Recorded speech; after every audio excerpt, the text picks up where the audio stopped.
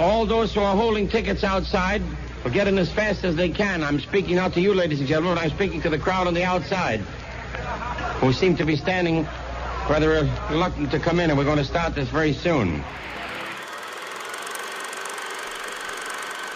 Location, location, location is a common phrase that can be applied to a large number of things in life. For film, though, it is one of the most crucial aspects.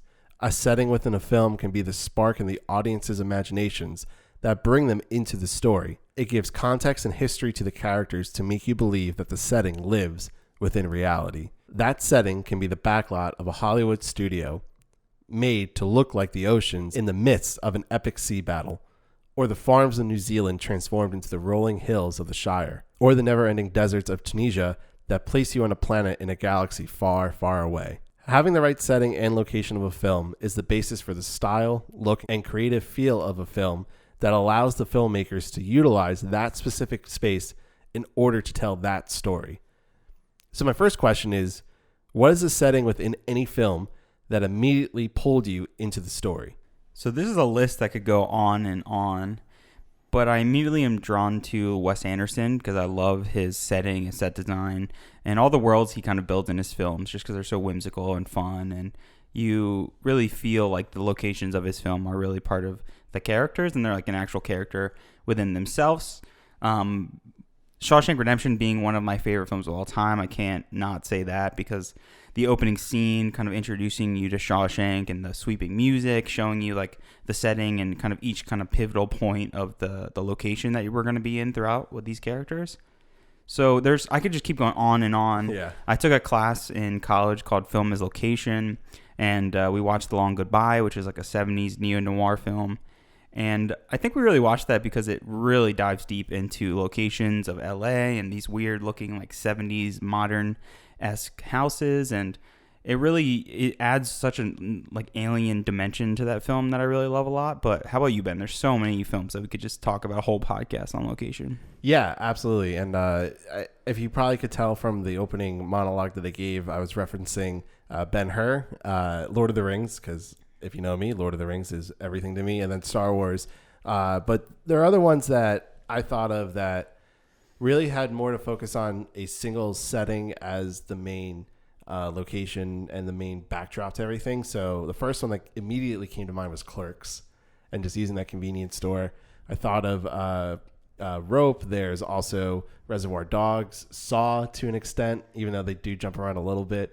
But all those movies, like the whole setting and the feel of the film, and honestly just being in one setting the whole entire time really challenges, to me, the filmmaker and the audience, because you're focused on just being there, and you have to take everything that the characters are telling you as the exposition for what the world is, to really explain that. And just to me, whenever I can really lock into something that's going on in the background in the setting, I really appreciate it more, because I recognize that there was thought that there are so many people who are working behind the scenes of films, and that it's these like little details like set design, production design, that is so crucial to telling the story. And you referenced in college, finding location and how important that was. I know for me, I remember one of the first student things I had to do, I think it was my sophomore year, and we just had to do a simple dialogue conversation back and forth, and we just went to like a random classroom, and it just looked like shit,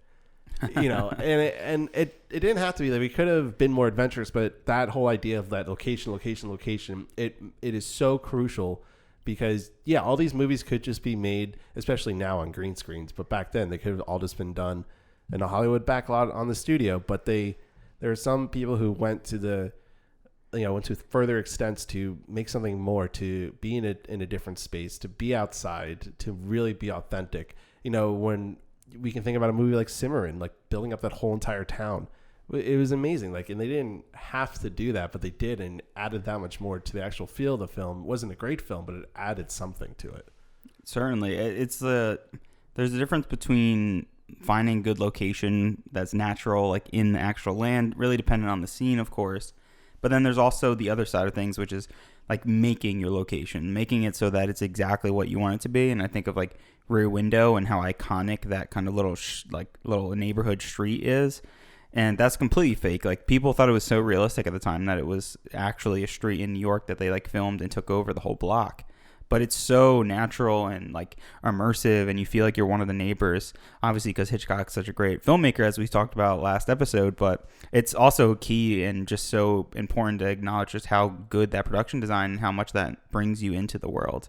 And yeah, it's funny talking about having locations in school. That's obviously such a huge issue, and it's like one of the hardest things, honestly, about making films in college. And you could really see that progression throughout like the 4 years that we were in school, where people would go almost like 80% of the short films freshman year of college are all in a dorm room, because it's like, this is what I have. It's easy. We like are still like don't understand the process of the language of filmmaking. So it's just like, we don't really see how that's important. It's just like, oh no, like the person that's there is more important. Like, I don't really care. Like, you like slowly pick up, and you could see as the years go on that like people are like finding cool locations, and you're starting to question like, oh, where is that? Oh, they shot outside of New York. Oh, they shot like outside of the town that our college was in. So it's so important. I think that was a great lesson for me, just being in like film school and like going throughout the years, trying to find these locations, trying to like figure out what makes sense for the characters. And it's such a difficult thing to do. And not only to kind of get people on board with it, like my senior thesis was all about kitchens and all about like a chef. So I really wanted to have like a really nice kitchen to kind of show off these characters. It was supposed to be like a fine dining restaurant. And I ran into such a big issue because my actual location for the restaurant, where the restaurant scenes would be, had like this beautiful kitchen, but the back house of the kitchen, where I also needed to shoot scenes, it was a nightmare. It was like cramped. There was no way we were ever going to film there. So I had to like essentially make 2 different kitchens from 2 different locations feel as if they were one location. And that was such a challenge. But that taught me also about just how manipulative you can be, and like how you can really change and manipulate a location to feel as if it's one, to like take 2 different shoots entirely and then forge them together in the editing room, and how much that can change things. But it was so important to just kind of like learn, and really to keep failing, honestly, in school, to like learn how important like finding a good set and a good location is.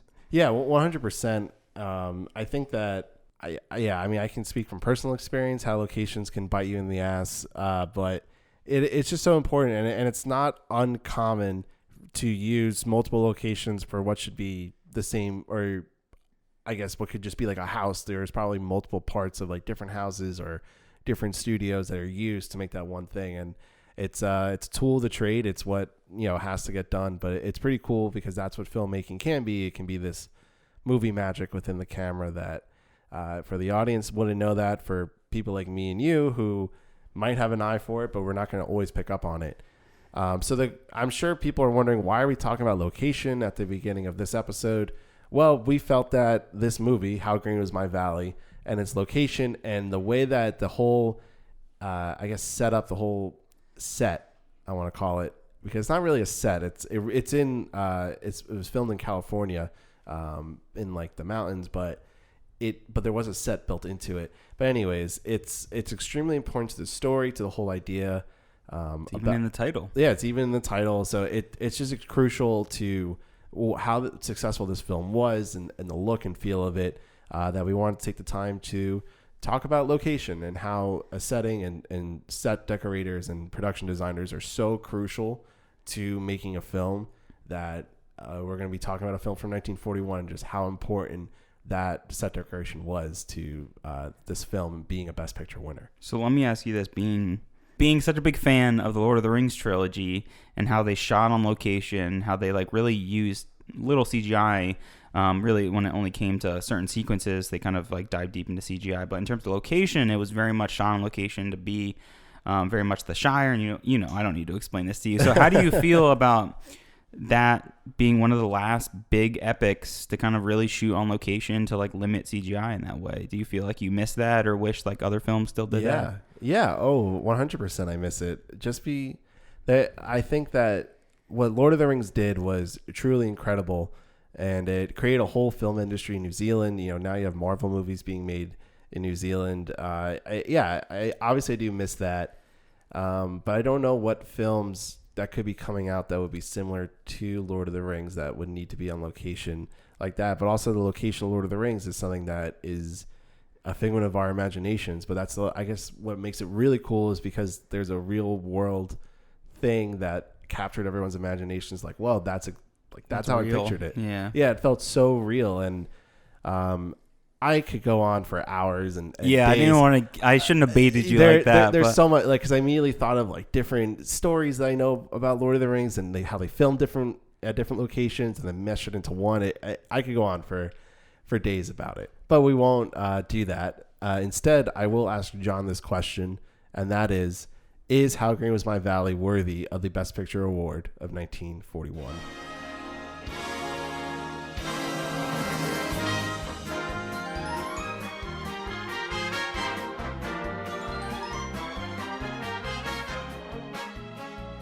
How Green Was My Valley. At the turn of the century in a Welsh mining village, the Morgans raise coal mining sons and hope their youngest will find a better life. The film begins with a monologue by an older Hugh Morgan. I am packing my belongings in the shawl my mother used to wear when she went to the market, and I am going from my valley. And this time I shall never return. I am leaving behind me my 50 years of memory. The valley and its villages are now blackened by the dust of the coal mines that surround the area. A young Hugh, the youngest child of Gwilym Morgan, walks home with his father to meet his mother Beth. His older brothers Ianto, Ivor, Davy, Gwilym Jr., and Owen all work in the coal mines with their father, while sister Anharad keeps house with their mother. Hugh's childhood is idyllic. The town, not yet overrun with mining spoil, is beautiful, and the household is warm and loving. The miners sing as they walk home. The wages are collected, the men wash, then eat together. Afterwards, the spending money is given out. Hugh is smitten on meeting Bronwyn, a girl engaged to be married to his eldest brother Ivor. At the boisterous wedding party, Anharad meets the new preacher, Mr. Griffith, and there is an obvious mutual attraction. Trouble begins when the mine owner decreases wages, and the miners strike in protest. Gwilym's attempt to mediate by not endorsing a strike estranges him from the other miners, as well as his older sons, who leave the house. Beth interrupts a late-night meeting of the strikers, threatening to kill anyone who harms her husband. While returning home, crossing the fields in a snowstorm, in the dark, Beth falls into the river. Hugh dives in to save her with the help of the townspeople and temporarily loses the use of his legs. He recovers with the help of Mr. Griffith, which further endears the latter to Anharad. The strike is eventually settled, and Gwilym and his sons reconcile, yet many miners have lost their jobs. Anharad is courted by the mine owner's son, Iestyn Evans. Though she loves Mr. Griffith loves her too, to the malicious delight of the gossipy townswomen, but cannot bear to subject her to an impoverished churchman's life. Anharad submits to a loveless marriage to Evans, and they relocate out of the country. Hugh begins school at a nearby village.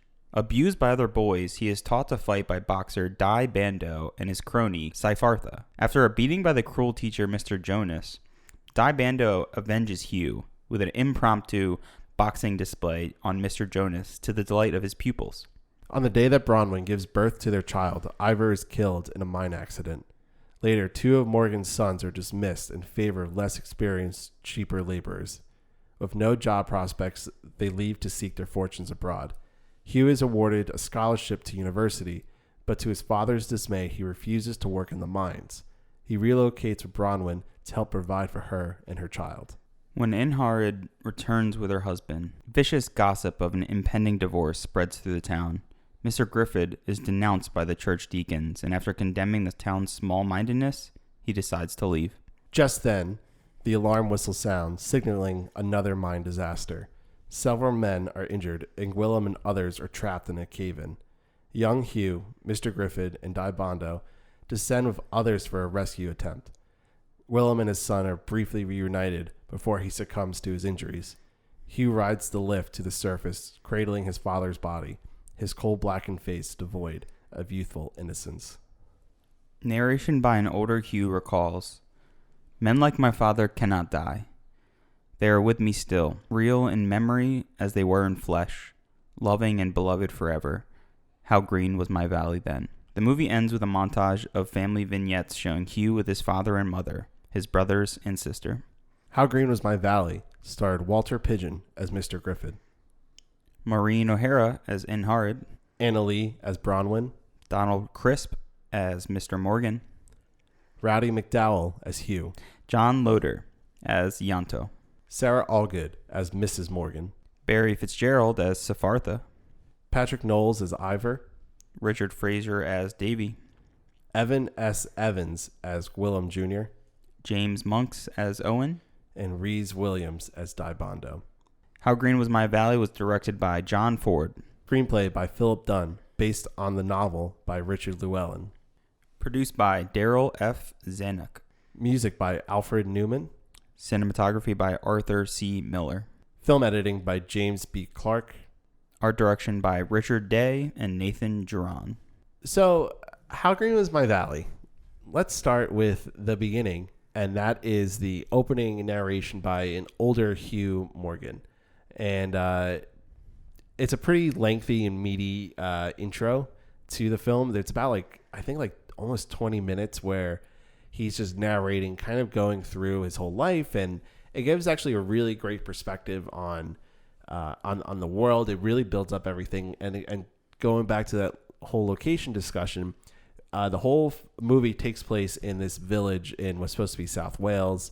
It's an unnamed village. They never exactly say what the name of the town is, but it's supposed to be in South Wales in these big rolling hills. And you can just tell from the beginning in the opening narration when they're showing what the location looks like that everything is pretty run down. It seems like there's a lot of destruction. I have a theory that this could be taking place as World War II is starting, which is why maybe everything looks like the way it does, where it looks like it was bombed.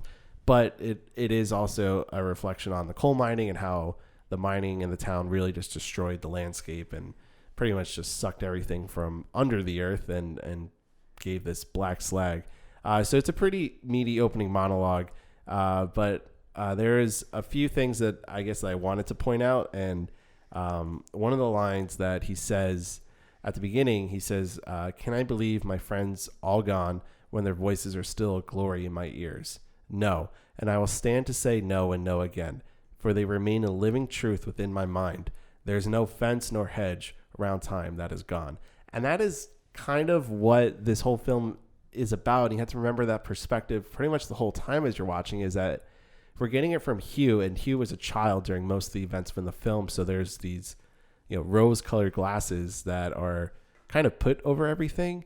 And and just to me, that whole idea that these people can't die out of my mind, that there was a glory in what was my valley, is really impactful and emotional just to start out. And then you also get this really great look into this family, and they're really happy. So you're sad and distraught already, but you're also really happy because you see this whole family and this really great dynamic. I think it's actually a really beautiful family dynamic throughout the film.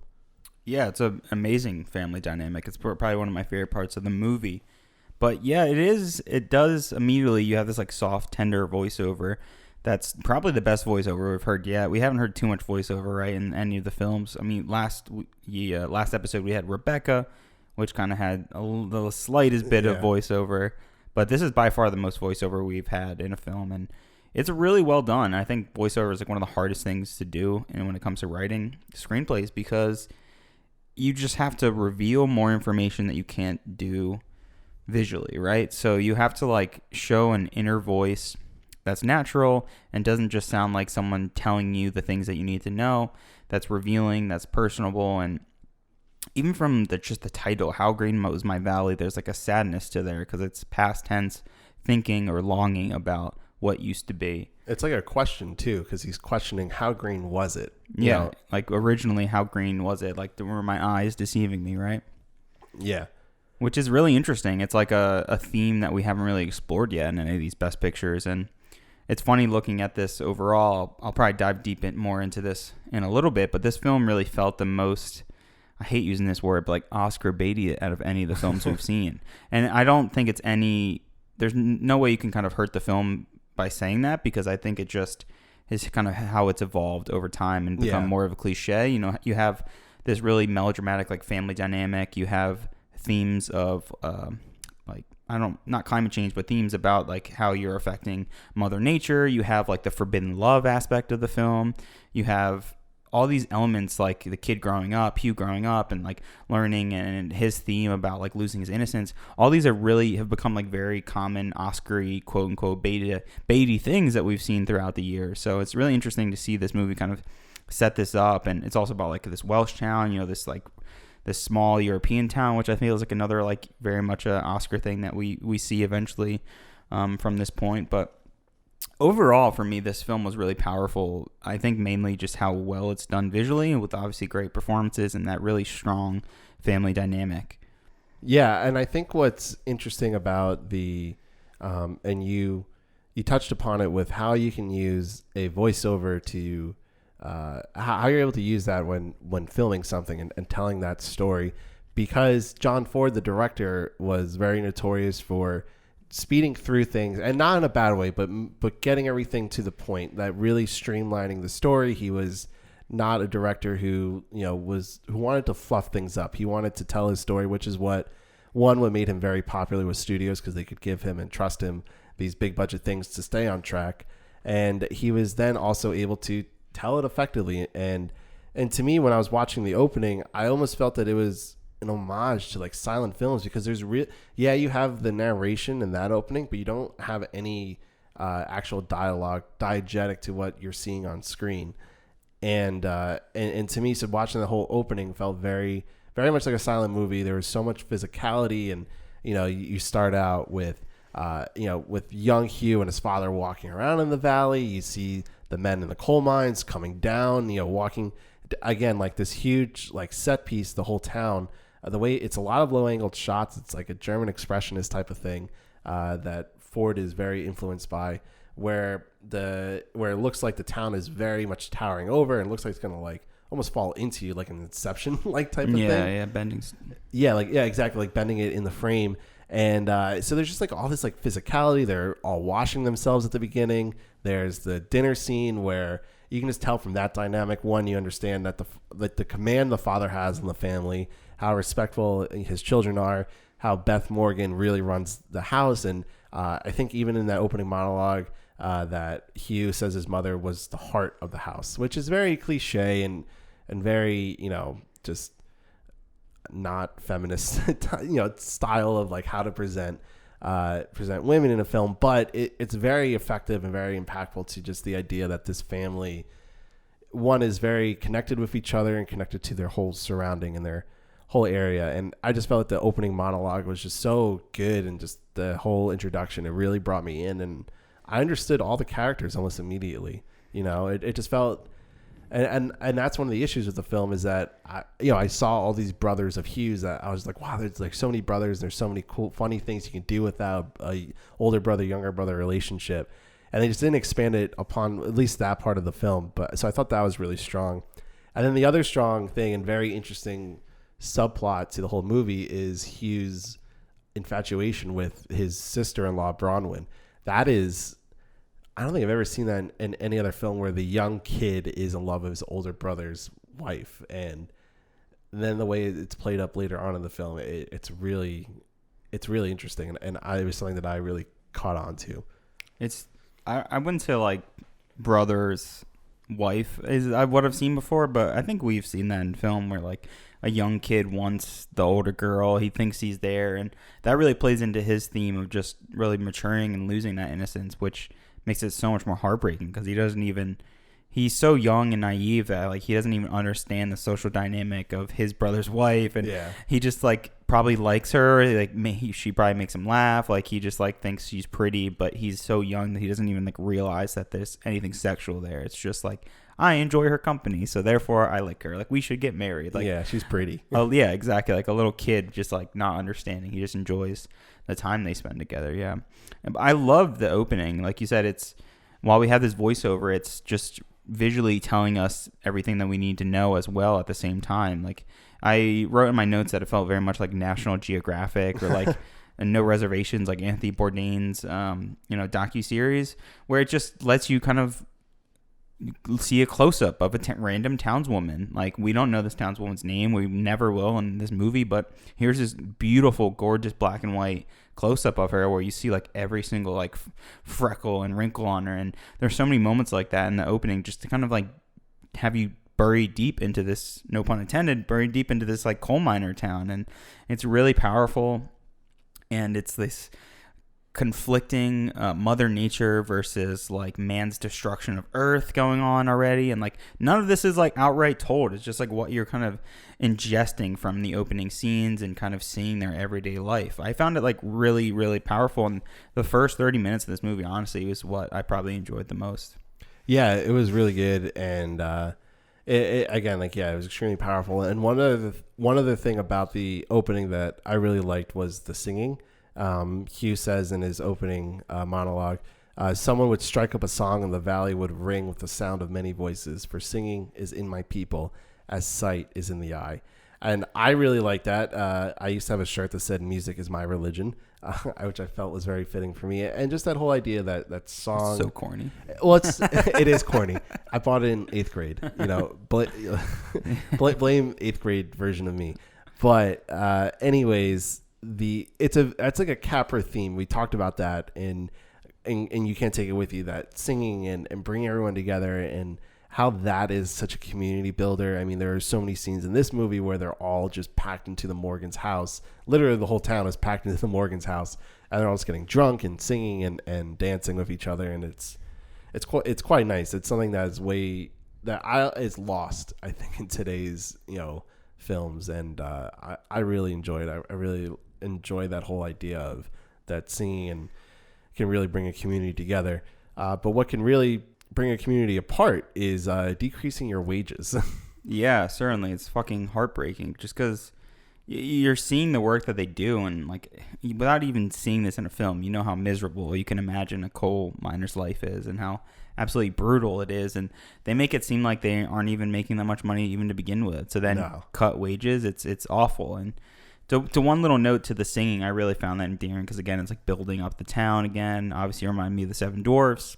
Probably not intentional. Probably just happened to be, similar timing in terms of when both of these movies came out. But it does build up this town, and you're like kind of understanding it. And then, there's like the first crushing blow, right? Of like something's changing. You immediately know that this story has to take turns and has to get darker because of just simply the title kind of indicating that. And it's so heartbreaking. I think, honestly, one of my favorite scenes is when they're all at the family dinner table, and it's essentially the sons kind of acknowledging that they don't want to cut wages, right? And it's this power dynamic that you see from the father's point of view that I found really, really powerful, because really, we'll get into this a little bit more of like who's the main character, but Hugh is definitely a really pivotal point in this movie, and you see the movie, or you see the world from his eyes a lot of the time. And he's just there really kind of like looking for his father's acceptance. Like all the older boys in the family, they are concerned about, the important things in life, paying for their family, having enough money, but also not being treated in the way that this like evil, I wouldn't say corporation, but this evil miner owner kind of comes in and tries to control their family. So it's heartbreaking because it's like this family shouldn't be in this situation to begin with. Like it's not caused by anyone in the family. It's all like exterior circumstances and exterior kind of trouble coming at their family. So yeah, it's so sad. It's so sad already. Yeah, it's sad. And just to backtrack for a second, just to give context to the dynamic. So Gwillem, the father, is sort of like the head of all the workers. I guess he's like a union representative, but there was no union for these workers. So when the sons are basically saying like this is unfair, Gwillem is not happy. He actually says this line, "Union is it? I never thought I'd hear my own sons talk socialist nonsense. I have had enough of this talk." And they are, they want to be within the boundaries of respect when talking to their father about this, but they are very adamant that he's wrong and that they don't agree with him. And one of the sons, I think it's Davy, is the one that says this. He says, "I will speak against injustice anywhere with permission or without it." And that's a very powerful thing to say, especially to this father figure who, a lot of people who, when researching about this film, like to call him a stern character. I don't think he's stern at all. I just think that he just demands respect from his sons, and the sons are more than willing to give it to him because he is such a caring and very important figure in their lives. But anyways, just to be able to have the balls to say that to their father in this dominant figure in their lives to say like, yeah, you're wrong about this, and there's these injustices going on, and it's just these big political, like right off the bat, you have an environmental theme with the valley going to waste, and then you have these political themes which are still kind of, echoing in today's world, because these coal miners are essentially being forced out because they're poorer laborers from other valleys and other towns that need the work, which is a crisis in today's world where people are getting cheaper wages because they need the work. And so it's just like a very interesting dynamic, like right off the bat, to just challenge and to bring you right into the realm of the film. I think by me even saying that it's Oscar bait, it kind of hurts the film, because it's obviously not its intent. It's way before we would even have that kind of phrase or acknowledge that as being a thing from films. But I think it's just how good the writing is and how these themes are like so properly explored. And like you said, it's so prominent even in today's world, where this feels so remote and alien in terms of like the world that they live in. Obviously coal miners today just feels like it's not a job that really exists anymore, but it at the same time just feels so relevant. And there's so many issues. I think you can relate to any of this family drama. I do think the father is stern, just because I think he's stern, but he's not. Again, I guess it's just like reading about. He doesn't beat his kids, but stern, I think, is the proper word to describe him. But he's not harsh. He's not mean. And I feel like when I was researching and reading how people would describe his character, it just felt very off base, because I actually felt he was so loving and such a great father figure, because he was stern to his kids, but he also was willing to just show them actual love, which is a very foreign thing for a male to do, in film at this time. It's just such it was a very cool dynamic. And so if anyone reads up about this film, just know that Donald Crisp's character is not how maybe it's written out to be. He's a much more in-depth character, at least to me. We usually don't talk about our feelings before this. We like to go into these conversations cold. So maybe you felt that way, that he was more stern and more not as like loving. I don't know. No, I see the word stern to me does not imply that if you're a stern father, I don't think that means you're not loving. I just feels like you're stuck in your ways and your rules are very strict and you're going to make those very present. So I think you can be a stern father while also being a very loving father. It's just, that's something that I think John Ford seems to have an interest in. I haven't seen too many of his films. I love a good Western. I've seen some of the John Wayne films he made over the years, but it seems like you compared him a little bit to Capra with the coal mining singing. To me, he feels like the other side of America, where it's like the dark masculinity, like the way that Hugh is kind of manipulated, not in a bad way, saying manipulated makes it sound worse, but the way he's kind of controlled yin and yang from his dad and from his mom, where he's like, who do I like take from? Like, who do I learn from the most? Like, which person should I be? Is it a combination of the two? Is it one or the other? And I feel like John Ford has that kind of concentration throughout his films, where he wants to show these masculine characters, but also like question the masculinity and question what's right or what's wrong. I don't think there's an ending answer to these questions. It just feels like questions that he's so interested in that keeps coming up. And I think it comes up later in his Western films as well. Yeah, I definitely agree. I think that when you compare it to the year before in 1940 with Grapes of Wrath, like that was just it focuses on so many things that should be great about America and should be idyllic, but it's not. And there's a lot more. Yeah, there's a lot of darkness, and shit just isn't right sometimes. There's a lot of strife within the politics of your work and where you live, and which is all like very common knowledge. But yeah, that is like stuff that I think John Ford likes to tackle versus Capra, where it's more things are celebrating. Yeah, it's celebrating the coming togetherness, whereas with Ford, it's like, yeah, we can come together, but there's still bad shit that happens. Yeah, it's like kind of picking apart things and being like taking a blanket off of you and being like, what's under here? Yeah. Like there's more than what you see on the outside. Yeah, it's an optimistic. Capra's optimistic. Ford is very pessimistic. That's just like their styles, and that's what seems to really come across.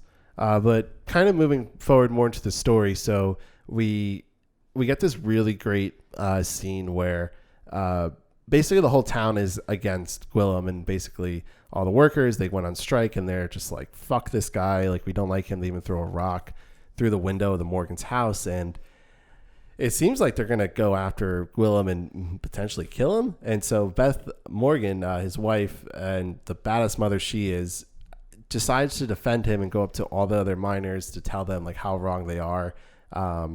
And she has this great speech. She goes, "I've come up here to tell you what I think of you all, because you are talking against my husband. You are a lot of cowards to go against him. He has done nothing against you, and he never has, and you know it well. How some of you smug-faced hypocrites, can sit in the same chapel with him, I cannot tell.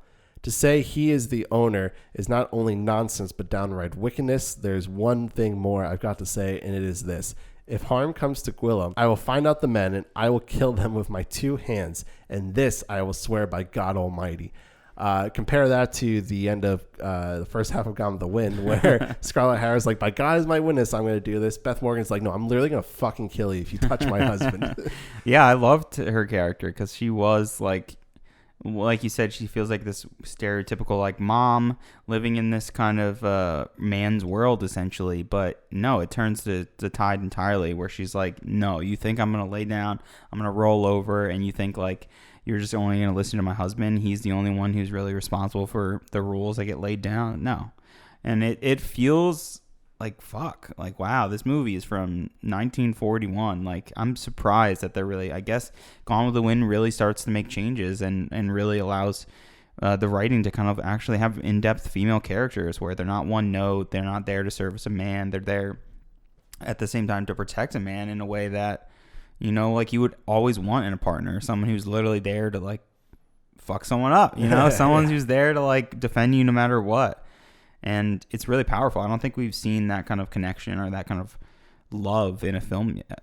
Yeah, no, their marriage is very strong, and they do a great job of raising their sons. It definitely seems like in the one daughter and Harrod, and I just really like that speech, and what it transitions to is then this. I guess it's an accident where she falls into this like icy river, and then Hugh jumps in after her, and then they both get saved. But the result of that is that Hugh essentially loses the use of his legs for, the doctor says it's going to be like a year or two. And it's kind of hard to tell the time in this film because they strictly use Roddy McDowall as Hugh, as a child actor. So you feel like a lot of time is passing, but it doesn't look that way at times. It's hard to tell. Yeah, it's hard to tell. But you then end up with this dynamic where Hugh is bedridden and he has to rely upon everyone else in his family to take care of him. And it's just this whole like shock to the system, literally, where he changes a little bit too. So it's kind of like, again, like one of those things where his innocence starts to be stripped away because now I don't want to call him he's handicapped, but but only for a limited amount of time that he's handicapped. Yeah, and I mean, do we want to jump forward into the revealing that he's no longer handicapped? Oh yeah, well you should just talk about that now because that's like you think it's I think we both agree it's the most ridiculous part of the film. It's so goofy, but like it's this movie's so hard to like say anything bad about it because everything is so good. Like the writing is so phenomenal and it's so in detailed and all these characters feel like unique and original and really touching, some of the lines that they read, and then on top of it you have this insanely gorgeous cinematography, and even the scene where you have Walter Pidgeon who plays Mr. Griffith, and he's essentially becoming also this father figure, I think, where you see that masculine kind of back and forth with Hugh, who's going to be looking at him and also seeing a father figure in him as well, and he's kind of pushing him, which I hate this, which is basically like walk, like you got to get up, like you can use your legs, you can do this. And it's so hard not to watch these scenes and think about someone who's like a physical therapist now,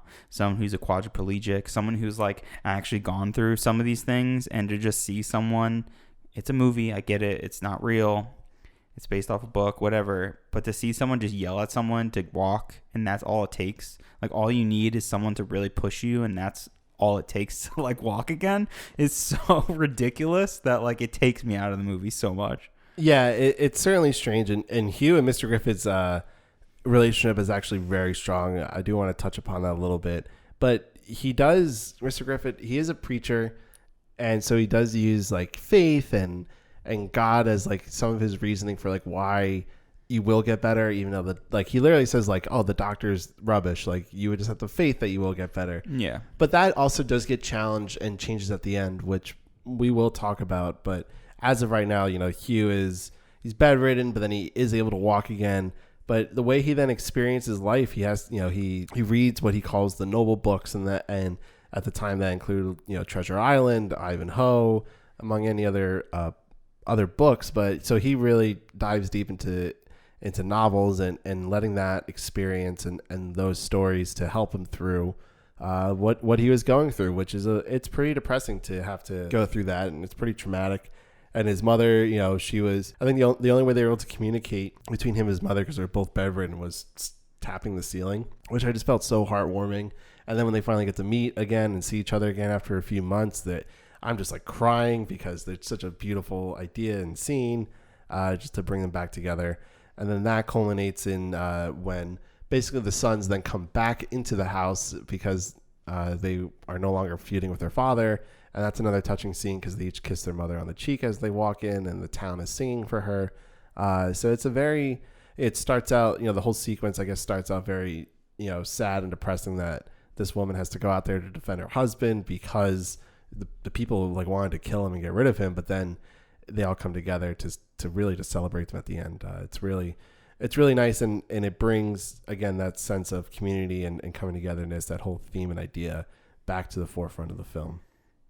So something we haven't talked too much about is, well, obviously we talked a little about cinematography, kind of setting up the town and how beautiful it is, but this film is all in black and white. And to me, I just found it interesting with a film called How Green Was My Valley that there's no color in it, right? And we see these hills and beautiful like Mother Nature, which we can see is gorgeous. The sun's shining. They use such great like contrast, and the lighting is phenomenal in this movie, where it's like the dark kind of absorbs characters and rooms, and the beautiful shining light is just like this contrast where it's just like, it's this area so beautiful, yet we're like destroying it. We're like, instead of spending all our time on these beautiful valleys and these beautiful hills, no, we're going down into the dirt. We're going down so far into the ground until we die, basically. So it's very much in line with Hugh's point of view and his themes, and how he's kind of torn from one side or the other, and also how the town's kind of slowly deteriorating. But I found it interesting that this film wasn't in color at all. What do you think, Ben? Yeah, I certainly, it was certainly interesting, because that Technicolor was a thing, and then researching upon it, we found out a pretty interesting idea. So, or not idea, I guess, fact about the film. Anyway, so the film was actually intended to be a rival, if you'll call it, to Gone with the Wind, like a reaction to it.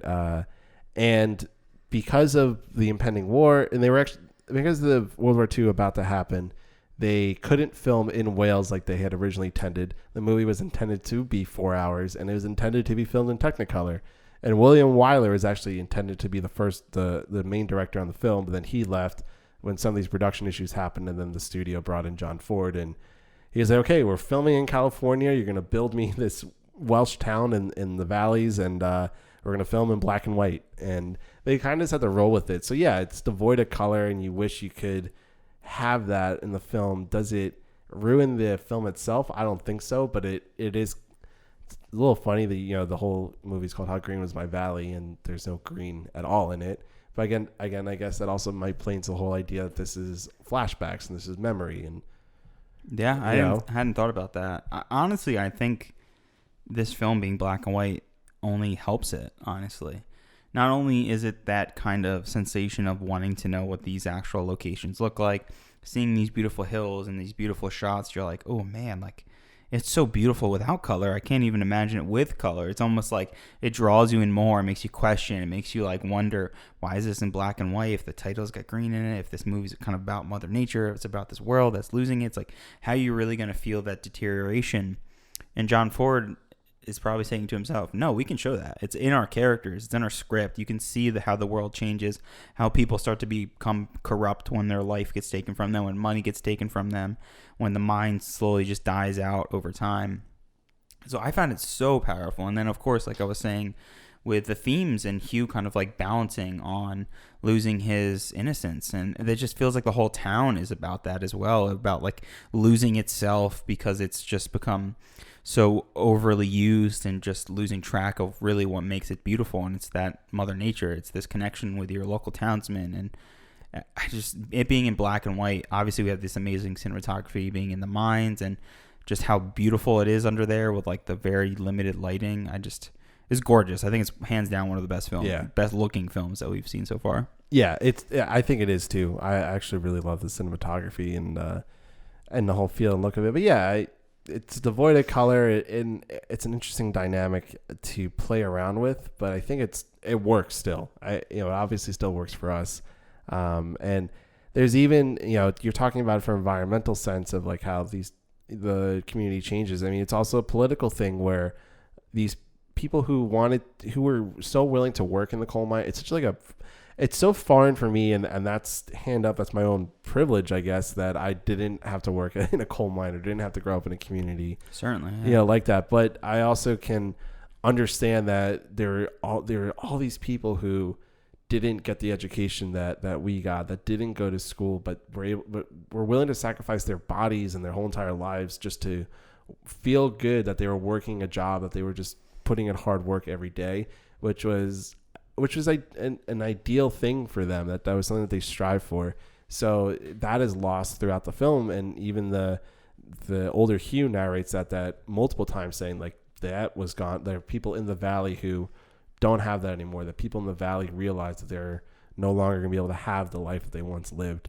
It's just something that he reflects on to himself, and it's extremely powerful. Also, there's kind of repeating imagery throughout the film, right? Since it's taking place in this same town, we're getting repeats, right? And it's taking place in the mine as well. So we start to like pick up on these trends, when we hear the kind of insane alarm that goes off when there's an accident in the mine. It's like haunting, right? And we hear it, I think 3 times, maybe just twice throughout the film, but it's like you're almost anticipating it, and it almost feels like horror films at a certain moment. And I feel the same way kind of about the not the mine carts, but the mine elevator shafts, right?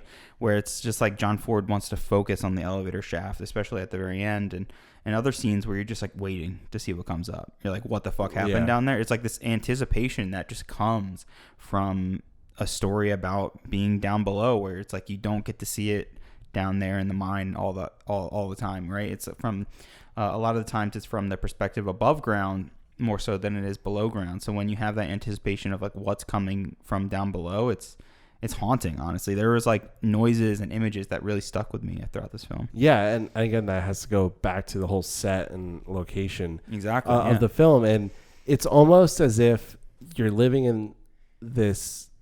It's almost as if like you're in heaven, and it's like this great thing and everything is grand around you, but there's just this hole right over there. Hell down there. Yeah, you see that hole, you go in that hole, and shit is going to be different. Yeah, it's hell down there, and you can die. And so there's even a moment where when Hugh is coming back up after working in the coal mines for a day, where he can like breathe the fresh air, where it's like, oh, I'm out of this, and it adds more to that idea and dynamic of the set being its own character, and because you feel for it, you understand it.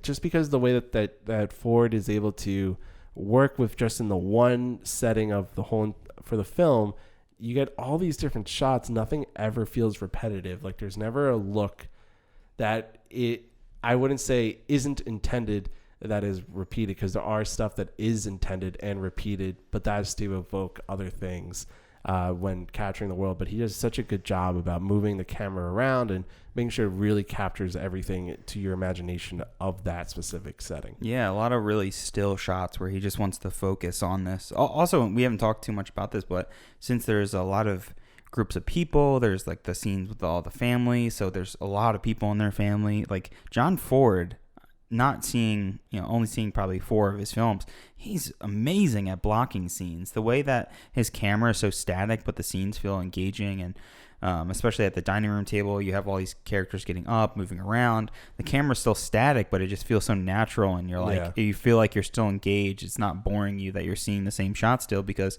the actors are moving and blocking, and they're just so dynamic and engaging. So that's something that I want to give a shout out. And you also mentioned Hugh being in the mines, which is a huge kind of shift in his character, right? His family wants him to be the son that gets out, the son that kind of becomes greater than this town could ever be. And they want him to become right? a doctor. Exactly. They want him to grow and be bigger than just a coal miner's son that also is a coal miner, right? And it's so tragic when you just see him down there, and it's like the point of view shot of the mine cart, which is like, again, that's what this film constantly does, is show you beautiful imagery, but it's like haunting imagery. It's like shit that shouldn't look this good. It's so sad, like seeing him push his cart along underground, Yeah, and his father did not want him to do that, and when he does decide that he's going to do that, his mother is actually ecstatic because he's not leaving.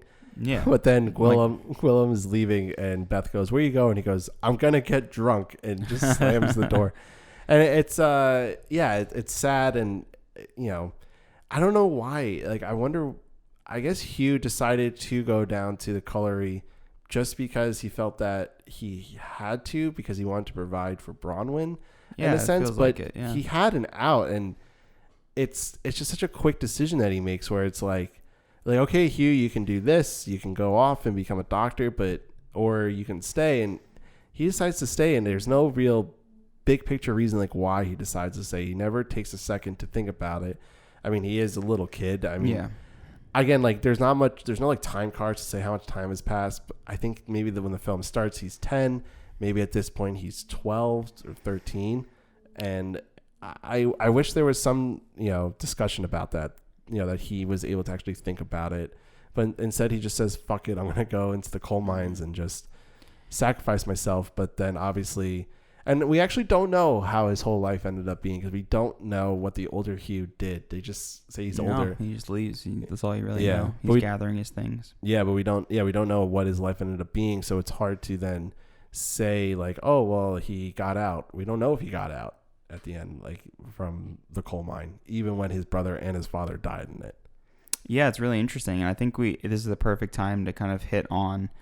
There are some elements that I think are weaker elements of this film, and it doesn't really feel like anything's at fault. It just feels, again, kind of like with Rebecca, it just feels like there's limitations of trying to adapt this from a novel that's probably very long, spans decades, and that's really hard to portray in film, and to do it in a 2-hour span it's really difficult. I think this film does a phenomenal job of really giving all these characters the time of day and the time of light, and really showing you the whole town at the same time, while still each giving these characters themes and motivations. But there are jumps where you're like, okay, like I wish I had a little bit more of that. Like I wish there's some more information of Hugh, and I wish we haven't talked too much about like the love story in this film. I wish that was just a little more in depth and they had a little more screen time together. But what did you think of the forbidden romance, the love in this film?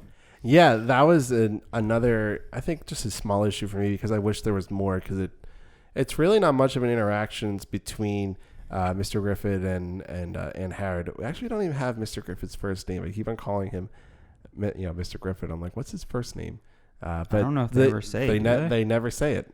Well, I think Maureen O'Hara is like stunning in this movie. Oh, like, yeah. She's beautiful. She's like so charming. But again, I just don't think we get enough of her to like really feel the ending is satisfying with them coming together. Yeah, no, you definitely don't. But there is a really powerful scene where it is Anne Harrod and Mr. Griffith talking to each other, and the way it's set up at first is actually really well done, because Mr. Griffith enters his home, and it's this like low angle shot where he's lighting a match to give light to the room. So actually the whole room, I guess that was the only light source for that scene. That's what I didn't look like someone just flipped on a light when the flame got flame was turned on. I didn't want to see the flame was turned on. The flame was lit. The flame was lit. It was lit. Anyways, though, then you reveal that Anne Harrod was sitting in the dark, and Mr. Griffith is like shocked by this. And it's, again, these low angle shots where there's perfect shot choices around the room where you get a good sense of the room. You see this, like, I want to say it's horror, but this like panic-stricken face on Walter Pidgeon's Mr. Griffith's face, where he's just like, whoa, you shouldn't be here, and this isn't like the right thing to do. So Mr. Griffith says, you shouldn't be here, and Harrod goes, I couldn't spend another night without knowing what has happened. Is anything wrong? Mr. Griffith, wrong? And Harrod, you know what I mean. Why have you changed towards me? Why am I a stranger now? Have I done anything? Griffith, no, the blame is mine. Your mother spoke to me after chapel. She's happy to think you will be having plenty all your days. And Harrod goes, in a scornful way, I asked in Evans, Mr. Griffith, you could do no better. And Harrod, I don't want him, I want you. And then this is pretty much the pinnacle of the whole scene. Mr. Griffith goes, and Harrod, I spent nights too, trying to think this out. When I took up this work, I knew what it meant. It meant sacrifice and devotion and making it my whole life to the exclusion of everything else that I was perfectly willing to do. But to share it with another, do you think I'll have you going threadbare all your life, depending on the charity of others for your good meals, our children growing up in cast-off clothing, and ourselves thanking God for parenthood in a house full of bits? No, I can bear with such a life for the sake of my work, but I think I would start to kill if I saw the white come to your hair 20 years before its time. And Harrod goes, why? Why would you start to kill? Are you a man or a saint? And Mr. Griffith ends with, I am no saint, but I have a duty towards you. Let me do it. And that would really, even right now, just reading that and then thinking about Walter Pidgeon's performance it's so powerful, that line. But I think I would start to kill if I saw the white come to your hair 20 years before its time. It really is like a shock to like hear, not a shock where I'm like, whoa, how could you say that? But just like, whoa, like pulls you right out. And you really get this like huge emotional feel for his character, and that he's really been thinking about, like, I could love her and I could have her, but to make her live the life that I live wouldn't be fair to her, because he calls her a queen at some point, like earlier on in the film. He really thinks highly of her. And I didn't know what you thought of that scene, but that speech is one of my favorites from the film. Yeah, extremely powerful. It's the dialogue in this movie is so fucking good that like it makes me want to immediately restart it, just because I'm like, I missed stuff. Like the characters are talking, not only are they talking fast still, but we have like such nuanced dialogue that is like just hit after hit after hit. And you're like, oh my God, there is so much to unpack here. Like I need to pause and rewatch this scene, because it's just so in depth in terms of like the subtle language that they're playing with each other, like the forbiddenness of like not wanting to cross that line, but also telling her like, I'm madly in love with you without like revealing to the whole town. Really, really hard to write stuff like that. And it really just hits the nail on the head. The script is like honestly almost perfect in the way that the characters have this very natural dialogue, but it's also very telling and revealing of each character. Yeah, I felt I was writing down almost every line, just 'cause I was like, oh, that was good, and that was good. And so what kind of happens then after this is that Anne Harrod does marry Easton Evans. So this is one of those instances where Ford paralleled two scenes together, actually three scenes, I'll explain in a second, of using the town and shots. So how he parallels it with the chapel is that when Ivor and Bronwyn get married, it's this low angle shot of them all coming out, and it's very happy and joyous.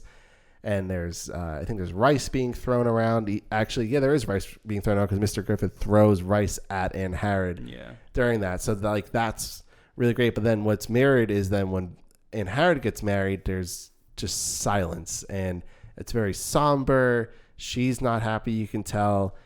It's just, I don't even know if this was intentional, if it's just because they were filming at such a high point in location, but her wedding veil just kept getting blown up in the wind, and it just looks so cool and like interesting that her that scene where her veil blows up the veil is blowing up in the wind, and then it has to be brought down by Evans. But then in the background, you see Mr. Griffith standing there just like, fuck, like I should have done something. And then because of the silence, Gwilym goes to Bondo, and he's just like, is there going to be no singing on my daughter's wedding day? And the song they sing is the same song that at the beginning of the film, when they're celebrating the wedding of Bronwyn and Ivor, that's when Mr. Griffin and Harrod first meet. They're singing together, this song. It's the same exact song. Interesting. I did not pick up on that at all. So I can say with the veil, it was a lot of people's impression that was just something that happened on the day of, got some lucky wind. But I saw a little tidbit where John Ford specifically wanted that to happen, and there was really? There was a huge fan on set that would blow her veil up as soon as she hit that mark on set. So it's really cool. Just that small detail of someone wanting to plan that out is fascinating. I'm really glad that was actually picked out and not just a coincidence. Because if it was a coincidence, it's a beautiful coincidence. But to actually have that as a thing means that there's some significance to it that I am just not able to pick up on right now. Why? It could just be the intimacy that he wishes he had with her, or just another rub into him wanting to be with her. Veil? But the veil blowing in the wind, I guess that's because it's not the traditional where it flows. It's being just blown up. Yeah, it's not proper. It shouldn't be happening, or maybe it's a sign that this is not the right person to be with. I don't know. Yeah, I think it's very plausible. So that's a great dynamic and subplots to the film, and Walter Pidgeon and Maureen O'Hara give great performances. And what is then kind of different when thinking about one of the other main characters is then Donald Crisp as Gwillem. And I really want to focus on him because to me, this performance, and we sort of talked about it with him being stern or not stern, I thought his performance really is the best of the film.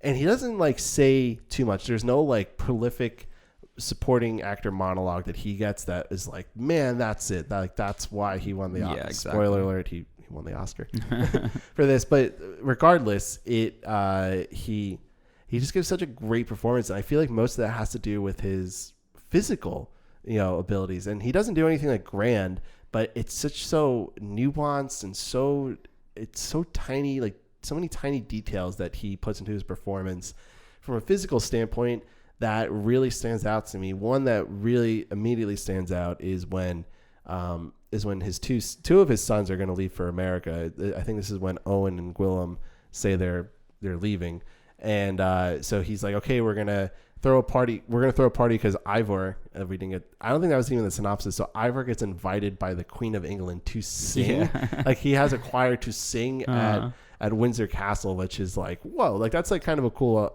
thing to just throw in there. But he says okay, we're gonna throw a party worthy of the Morgans, and then all of a sudden he just gets quiet and he just almost comes back to himself and just realizes, I'm losing two of my sons, and we're gonna have this celebration, but I'm losing two of my sons, and it's such an interesting and impactful decision, an acting decision on his end. And then what you said, one of your favorite lines is when all the sons leave, and Hugh is sitting at the dinner table just trying to make noise to get his father's attention, and he just says with his head down, "Yes, my son, I know you're there." And just the delivery and the timing, and again just the putting the head down, not looking up, it's so effective, and that's why I really love his performance. Yeah, it's a lot of non-verbal performance, but the lines he does say are so impactful. It kind of reminds me of my grandpa. He wouldn't say many things, but as soon as he started talking, shut up. Everyone needs to listen to what he's about to say, because it's probably going to be really interesting and really impactful in our lives. So I think we could all see that in kind of not just our father figures, but our grandfathers or people that we've met along the way that are kind of inspiring to us. Such a powerful performance.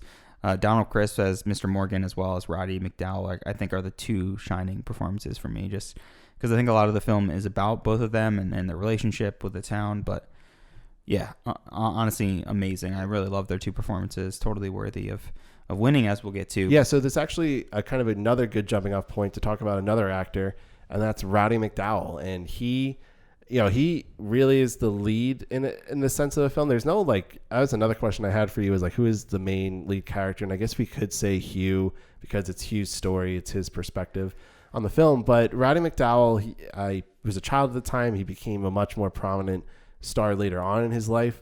And supposedly the original plan was to have the first half be played by McDowall in this film, and then it would time jump to an adult version of Hugh played by Tyrone Power. But the idea was scrapped by the producer Darryl F. Zanuck and others involved in the film process. They were we'll just have Roddy McDowall because he was just such a great, he did so well in his screen test, and they felt that he could really lead the film. And I thought, as a child actor, to have to go through all this and to carry a lot of this film, it was really good. It was really powerful. There have been child stars who have won, but like at that age to really kind of command like what is needed for this film to succeed I thought was really great.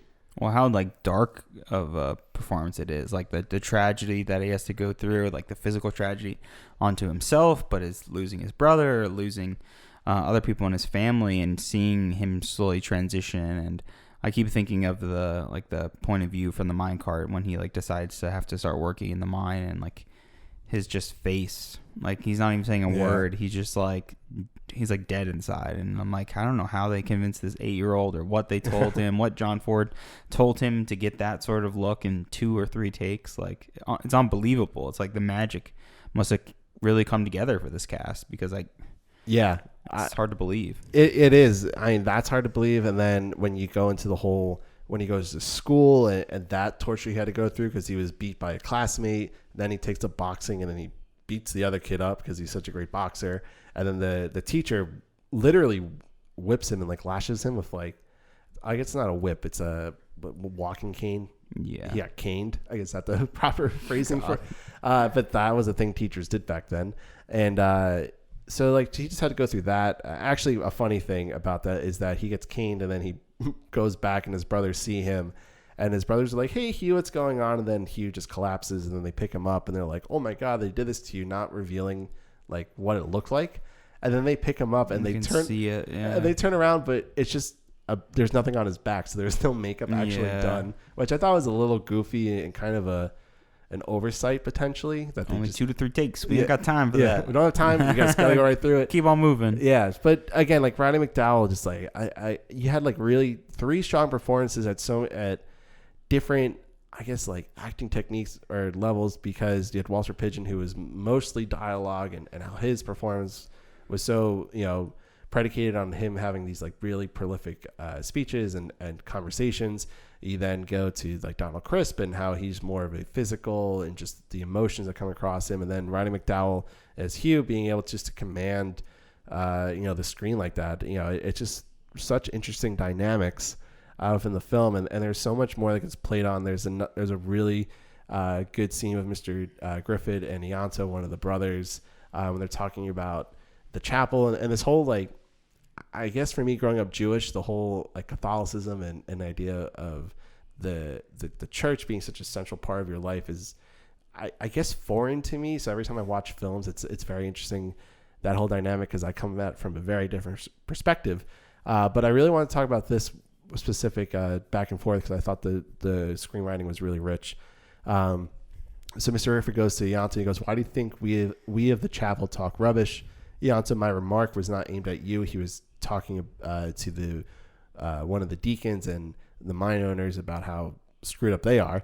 And then Griffith asked, well, then aim it at like what you wanted to talk about. And Ianto goes, very well, because you make yourselves out to be shepherds of the flock, and yet you allow your sheep to live in filth and poverty. And if they try and raise their voices against it, you calm them by telling them their suffering is the will of God. Sheep indeed. Are we sheep to be herded and sheared by a handful of owners? I was taught man was made in the image of God, not a sheep. And I just thought that was a very interesting quote and moment in the film when talking about the chapel, because that almost plants an idea in Mr. Griffith's head where the film ends, and I'll get to that speech in a second, where this whole idea of God being this like very prevalent part of the town and way of life it's almost screwed up, because it's like, yeah, like God is great and God is good to these people. But then when you have like the mine owner or the mine accidents happening and killing Ivor and Gwillem, it's like, what's the fucking point of praying if we're just going to die in this pit? There's nothing. We're just being shepherded into our death. It's definitely plants a seed in Griffith's head, like the way he thinks about, his love for that forbidden love that he has, that he shouldn't be crossing the line for, and also just makes him question his kind of belief and understanding of what God wants for humanity and for humans. It's, again, there's just so many different themes that this film explores. You could say that it doesn't explore all of them as deep as it should, but the amount, it really kind of dives deep into these different themes, whether it's God, religion, environmental, the masculinity, like picking between mother and father. Like, so many of these aspects are so deeply explored. And yeah, it's something that we haven't talked too much about is his struggle with faith. I wish there was a little bit more with him kind of like personally struggling with that to kind of get more of a satisfying ending out of his turn that leads into the scene that you're about to talk to now, because I think that could be a little bit more impactful than it ended up being for me, because at that point I was just really concerned about Hugh and his story. Yeah, it is sort of glossed over, and it just covers up so many different ideas and themes. It's such a political, environmental, religious themed film, without being like heavy-handed. Yeah, either. It's not heavy-handed at all. It challenges all of them, and it's what makes it, again, like a very successful film, and it leads to this whole climax of the film, and it's like several moments that are like the climax of the film. So everyone hears about, so Anne Harrod comes back she's in Cape Town with her husband, and she's back, and everyone's like, well, why is she back? And then the housemaid of Anne Harrod's house basically reveals that she's going to get a divorce because she doesn't love Aiston Evans, but she actually wants to be with Mr. Griffith. And then those rumors get spread around. Hugh is mocked because of it, and he actually has to defend his sister. And then essentially Mr. Griffith is he's going to be just kicked out of the town, out of the valley by the deacons of the church. And it's sad because you're like, well, all they want to do is just love each other, and it's not like anything. There's like, what's so blasphemous about a preacher wanting just to marry someone? Like, yeah, it's divorce, but that again, that's such a foreign idea. It's such an old way of living that to talk about it now, in 2021 is like, what the fuck? Like, who? Well, in a way, it's still really prevalent. Breaking and leaving as a pastor, not as a pastor, but as someone in Catholicism, you can't, as he's not a priest, or is he a priest? He is a priest, right? I think he's a preacher, and again, just a preacher. But this is where I wouldn't know this. I don't like. I know that there are people who can be like preachers, but they can get married, but priests can't get married. So, okay, I'm not that knowledgeable, but I'll go through my own history of religion. So I grew up with Christianity in my life. It wasn't Catholicism for sure, but it was Lutheran Christianity. So for us, you could have pastors that could get married, but I know for strict Catholicism, that's just not possible, right? You're supposed to be married to God, essentially. You're not supposed to break that kind of sacred bond that you have, and coming together with a woman is kind of, even in my church, in my Lutheran church, I had a preacher there who left a Catholic church because he wanted to get married. He found the love of his life, and he was a Catholic priest, and he was just like, no, like I want to be with this person. She's more important to me than God, or maybe God sent her to me. So yeah, well, then he's definitely a pastor or a preacher, because he definitely seems like he could get married, because he says to Anne Harrod, like, I've thought about it, but he doesn't want to subject her to that because he thinks she's better than that. Mm-hmm. So so he's probably a preacher. But moving on. So basically, he's going to get kicked out, and Hugh finds out about this thing's going to happen at the chapel. So he's the only member of the Morgan family that actually goes. His father and mother kind of they say to him, like, we're not going to go, and Harrod's not going to be there. It's just, they're almost defeated that, like, they used to be so involved in the chapel and the church, and now they seem almost like we don't even want to care about it because we didn't do anything wrong and we're being subjected to it. But so this is a really great speech and a really great monologue, and kind of the true big meaty monologue of the whole entire film. So Mr. Griffith is standing up at the top of the church, standing at a podium, and he goes, "This is the last time I will talk in this chapel. I am leaving the valley with regret." So almost like another reference to the whole monologue. I am leaving my valley. I am leaving the valley with regret towards those who have helped me here and have let me help them. But for the rest of you, those of you who have only proved that I have wasted my time among you, I have only this to say. There is not one among you who had the courage to come to me and accuse me of wrongdoing. And yet, by any standard, if there has been a sin, I am the one who should be branded the sinner. Will anyone raise his voice here now to accuse me? No. You're cowards too, as well as hypocrites. But I don't blame you. The fault is mine as much as yours. The idle tongues, the poverty of mind, which you have shown, mean that I have failed to reach most of you with the lesson I was given to teach. He then walks up to the back of the chapel to where Hugh is seated, and he goes, Hugh, I thought when I was a young man that I would conquer the world with truth. I thought I would lead an army greater than Alexander ever dreamed of, not to conquer nations, but to liberate mankind with truth, with the golden sound of the word. But only a few of them heard. Only a few of you understood. And he turns back to the rest of the congregation with these words saying, the rest of you put on black and sat in chapel. Why do you come here? Why do you dress your hypocrisy in black and parade before your God on Sunday from love? No, for you have shown that your hearts are too withered to receive the love of your divine Father. I know why you have come. I have seen it in your faces Sunday after Sunday as I've stood here before you. Fear has brought you here. Horrible, superstitious fear. Fear of divine retribution, a bolt of fire from the skies, the vengeance of the Lord and the justice of God. But you have forgotten the love of Jesus. You disregard his sacrifice, death, fear, flames, horror, and black clothes.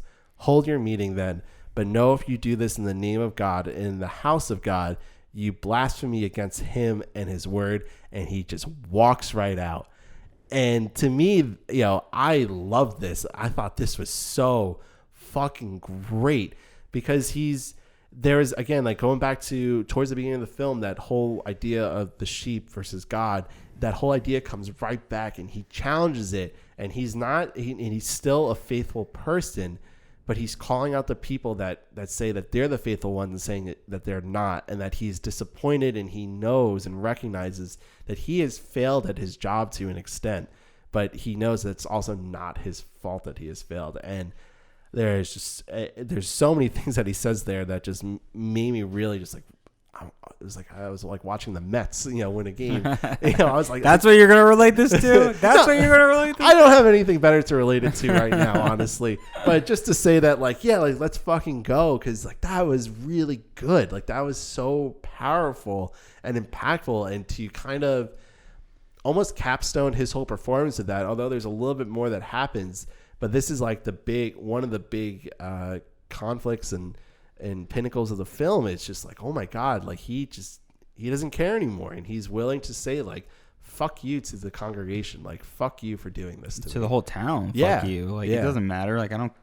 You can't control my decisions, and God can't control my decisions either. He's pushing beyond those boundaries and beyond that pressure I think he has on himself to be something that, I don't know, I guess the world has told him to be, that God, he thinks, has told him to be. So yeah, again, so powerful and such a great performance. And what a just phenomenal scene. It's a scene where a bride runs away from the altar, actually, but it's just, he's running away from preconceived notions of the town, of God. And yeah, it's such a powerful moment. This just came to me, and maybe I'm just talking on my butt right here, but this feels very Joker-like, this whole speech and just this whole idea that it's pointing the fingers at everyone else. And for someone and I'm not saying that Walter Pidgeon or this character is like the Joker, but I'm just saying that whole idea just felt very Joker-like, and it felt very just, let me point out the nuances that you think you're right, but in reality you're wrong. Yeah, trying to uncover, peel away the layers of something that no one wants to really admit or really see what it is truthfully. Yeah, I could see that in a way. It's hard not to see all the other elements of Joker when you say that. But yeah, in terms of that, wanting to not break society, but just kind of show the real cracks in society and say hey, we have one life. We're one person. You should follow things that makes your heart happy. Yeah. So that ends, and then you see Mr. Griffith writing a note, probably to Aaron Harrod, saying he's going to leave, but Hugh comes in because Hugh also leaves the chapel, and Mr. Griffith, he is telling Hugh essentially goodbye, and he has this one line going, "We will live in the minds of each other," and he's going to give Hugh this golden watch that he was given by his own father when he was leaving to become a preacher. And then we hear the whistle. We hear that horrific sound that there is another accident. And all of a sudden, when they step outside, you see this, what is supposed to be a green valley, even though it's in black and white. You see this beautiful valley all of a sudden just covered in smoke, and it's black smoke, and you know there was an accident. You know something bad like just happened. So again, we're playing with the location, the set, and the world of the film again being turned over.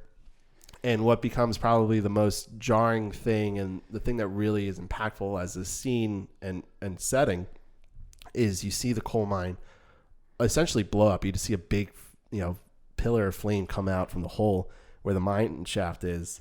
And that's when you're like, oh shit, this like really important set, this really important idea for the film, that this town is where the central idea is. Think of it like a play. If something was just sitting there the whole time and then just all of a sudden just blows up in the last 10 minutes of the play, you'd be like, whoa, that just changes my whole perspective of what I was just watching. And it's extremely powerful. And so Hugh and Mr. Griffith run up, and then they start hearing that Gwillem is not back up there. And so, and then they go down into the mine shaft. So Mr. Griffith goes with Hugh and Daibondo. And there's actually this really touching moment where in Harrod, she's running across the like blackened and smoky land in like this beautiful dress that she was in, because she knows that there was an accident, and she's holding Mr. Griffith's hand as they're going down the mine shaft, and she just whispers, "Come back." You can just see her. It's not even like audible. You just see her whisper, say to him like, "Come back," and he just like shakes his head, and then they just go down to the mine shaft, and then as you're saying before, it's just like such a. It's so hard to call it beautiful, but it's haunting. It's hauntingly beautiful how the mine shaft was filmed.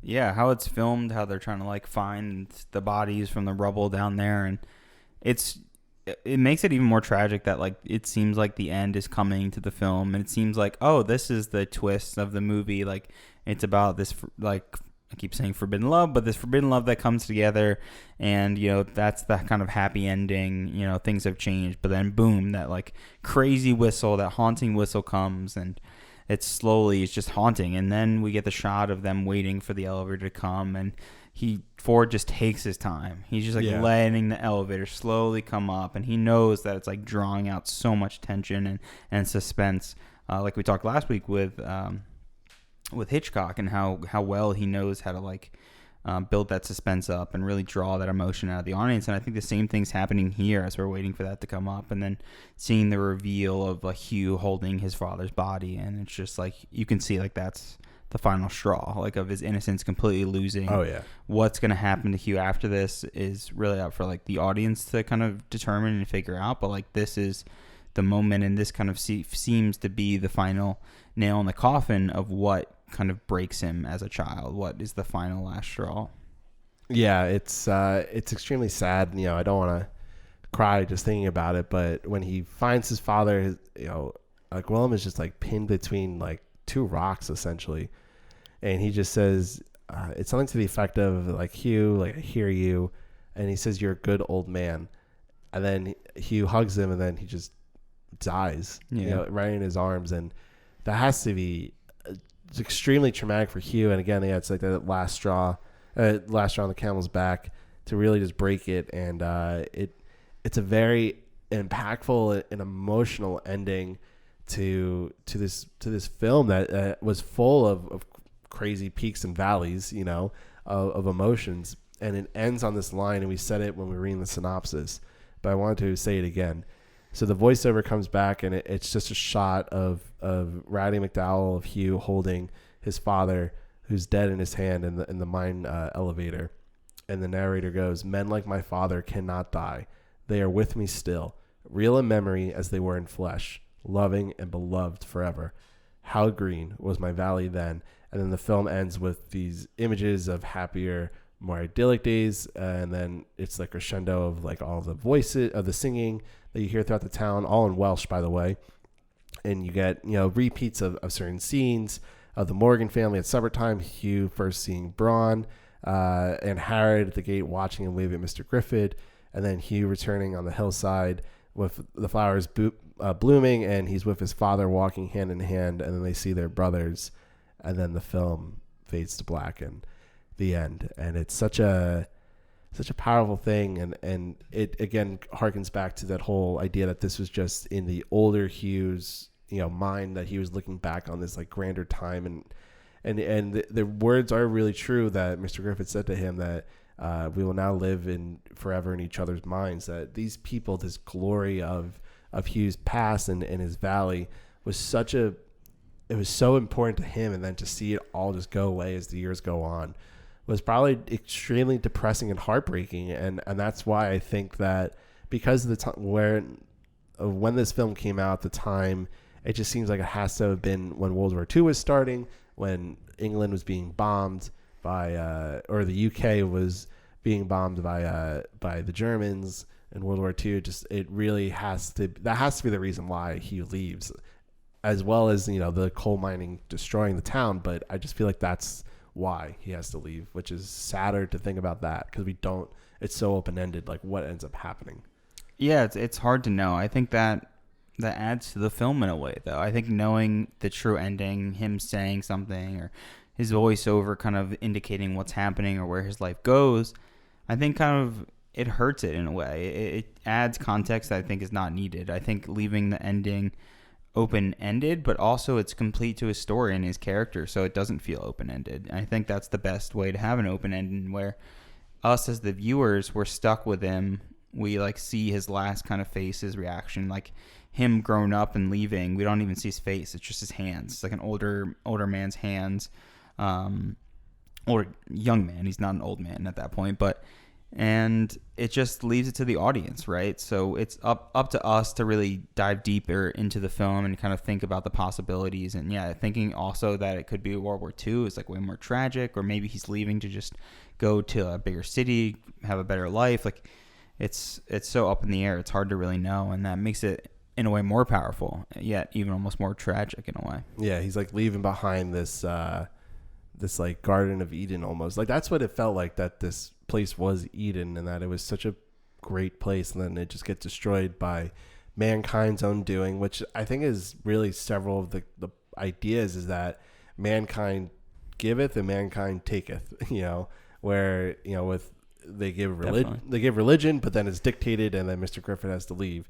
and he gives that wonderful speech at the end that they need this power to make the whole town go, but then they destroy it by taking all the coal out of the earth. This movie has so many nuances in it. It's such a deep film, and yet it's such a simple story that which makes it like great in and of itself. So I think we've really covered the whole idea and the big picture themes of How Green Was My Valley.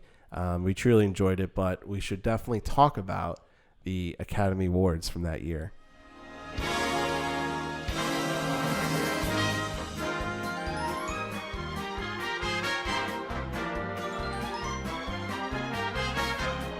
The fourth Academy Awards were held on February 26, 1942 in the Coconut Grove at the Ambassador Hotel in Los Angeles, California. The Academy Awards were hosted by Bob Hope, and documentary category was added this year as well. How Green Was My Valley had 10 nominations.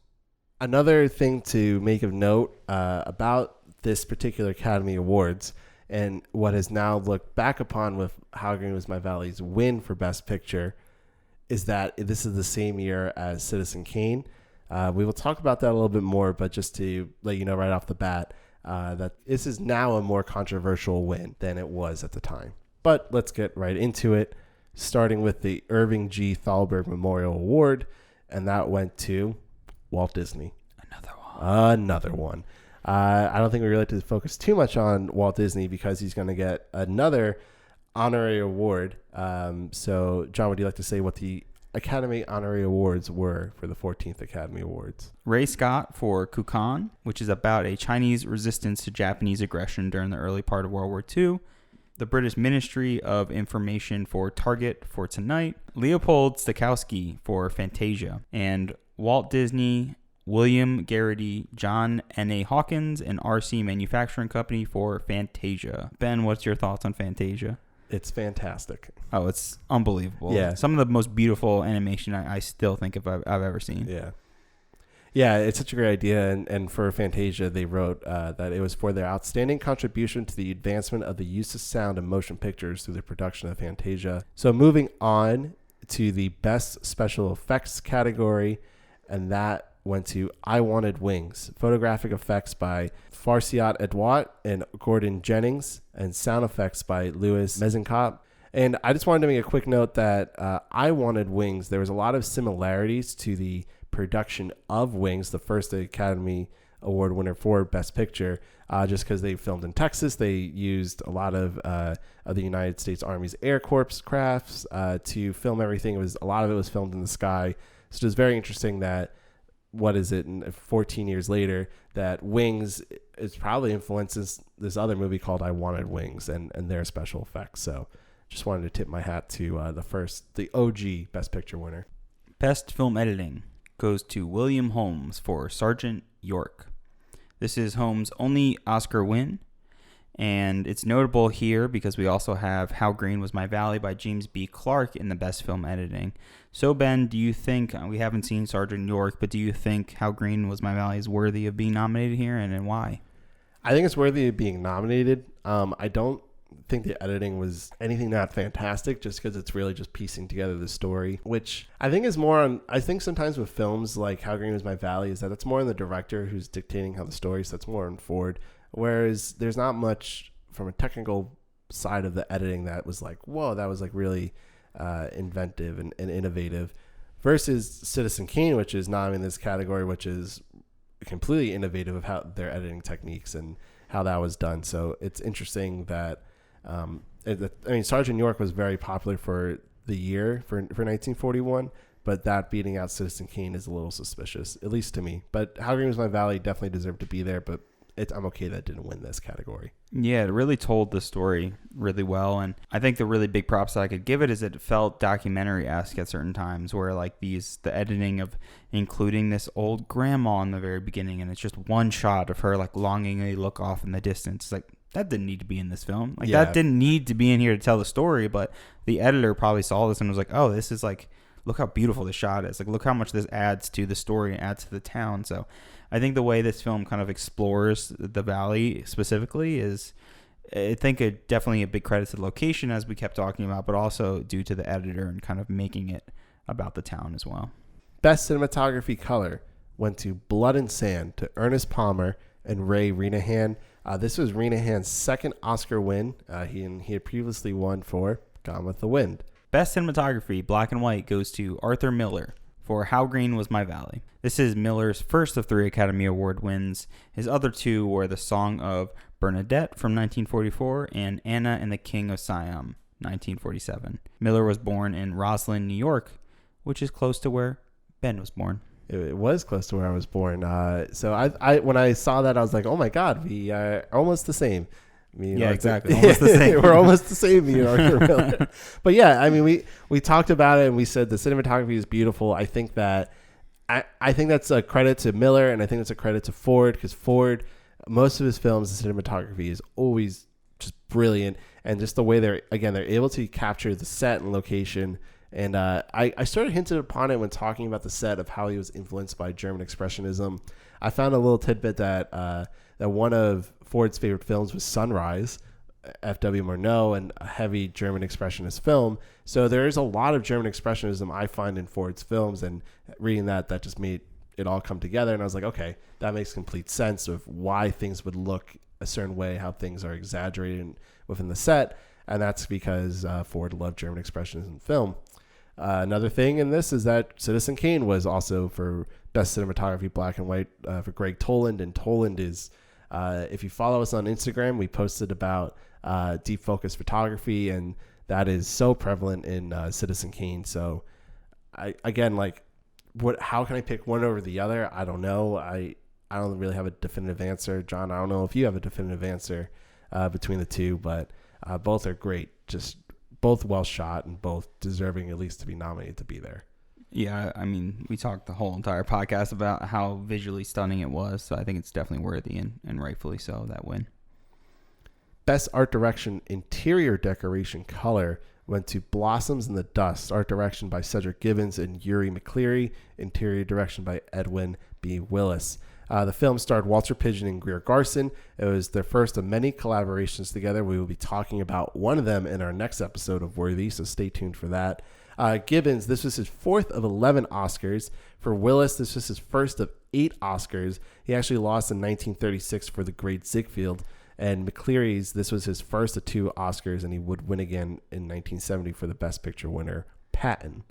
Best Art Direction, Interior Decoration, Black and White, goes to How Green Was My Valley. Art direction by Richard Day and Nathan H. Duran. Interior decoration, Thomas Little. So Ben, what is your interpretation of this winning art direction? Why do you think it deserved it? Because it really portrayed this Welsh town really properly, right? Yeah. We didn't start this whole podcast. We didn't spend most of the time without... Obviously, this film was going to win Best Art Direction. I mean, you could argue against Citizen Kane being there, but put that aside for a second, because How Green Was My Valley, again, it's such a beautiful film. And, like, I don't care that it was filmed mostly outside in California, that it was supposed to almost look like a Wales town, which is why I think it's successful, is because they built literally a whole town within this, like, mountainside to capture that essence of Wales. And it's just such a beautiful looking film. I love the interiors. I love the inside of the Morgan home.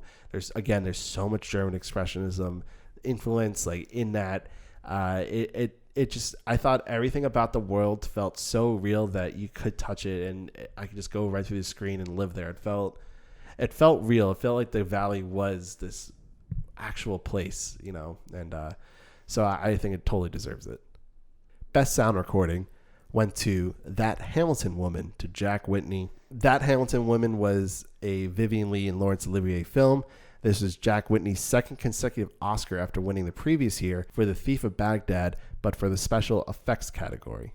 Best original song goes to The Last Time I Saw Paris from Lady Be Good, music by Jerome Kern and lyrics by Oscar Hammerstein. This is the first 2 wins for Hammerstein, who is part of the famous Broadway duo of Rodgers and Hammerstein. Their Broadway shows include Oklahoma, Carousel, South Pacific, The King and I, and The Sound of Music. So, 2 questions, Ben. Which is your favorite musical out of those, and why? Oh, out of those?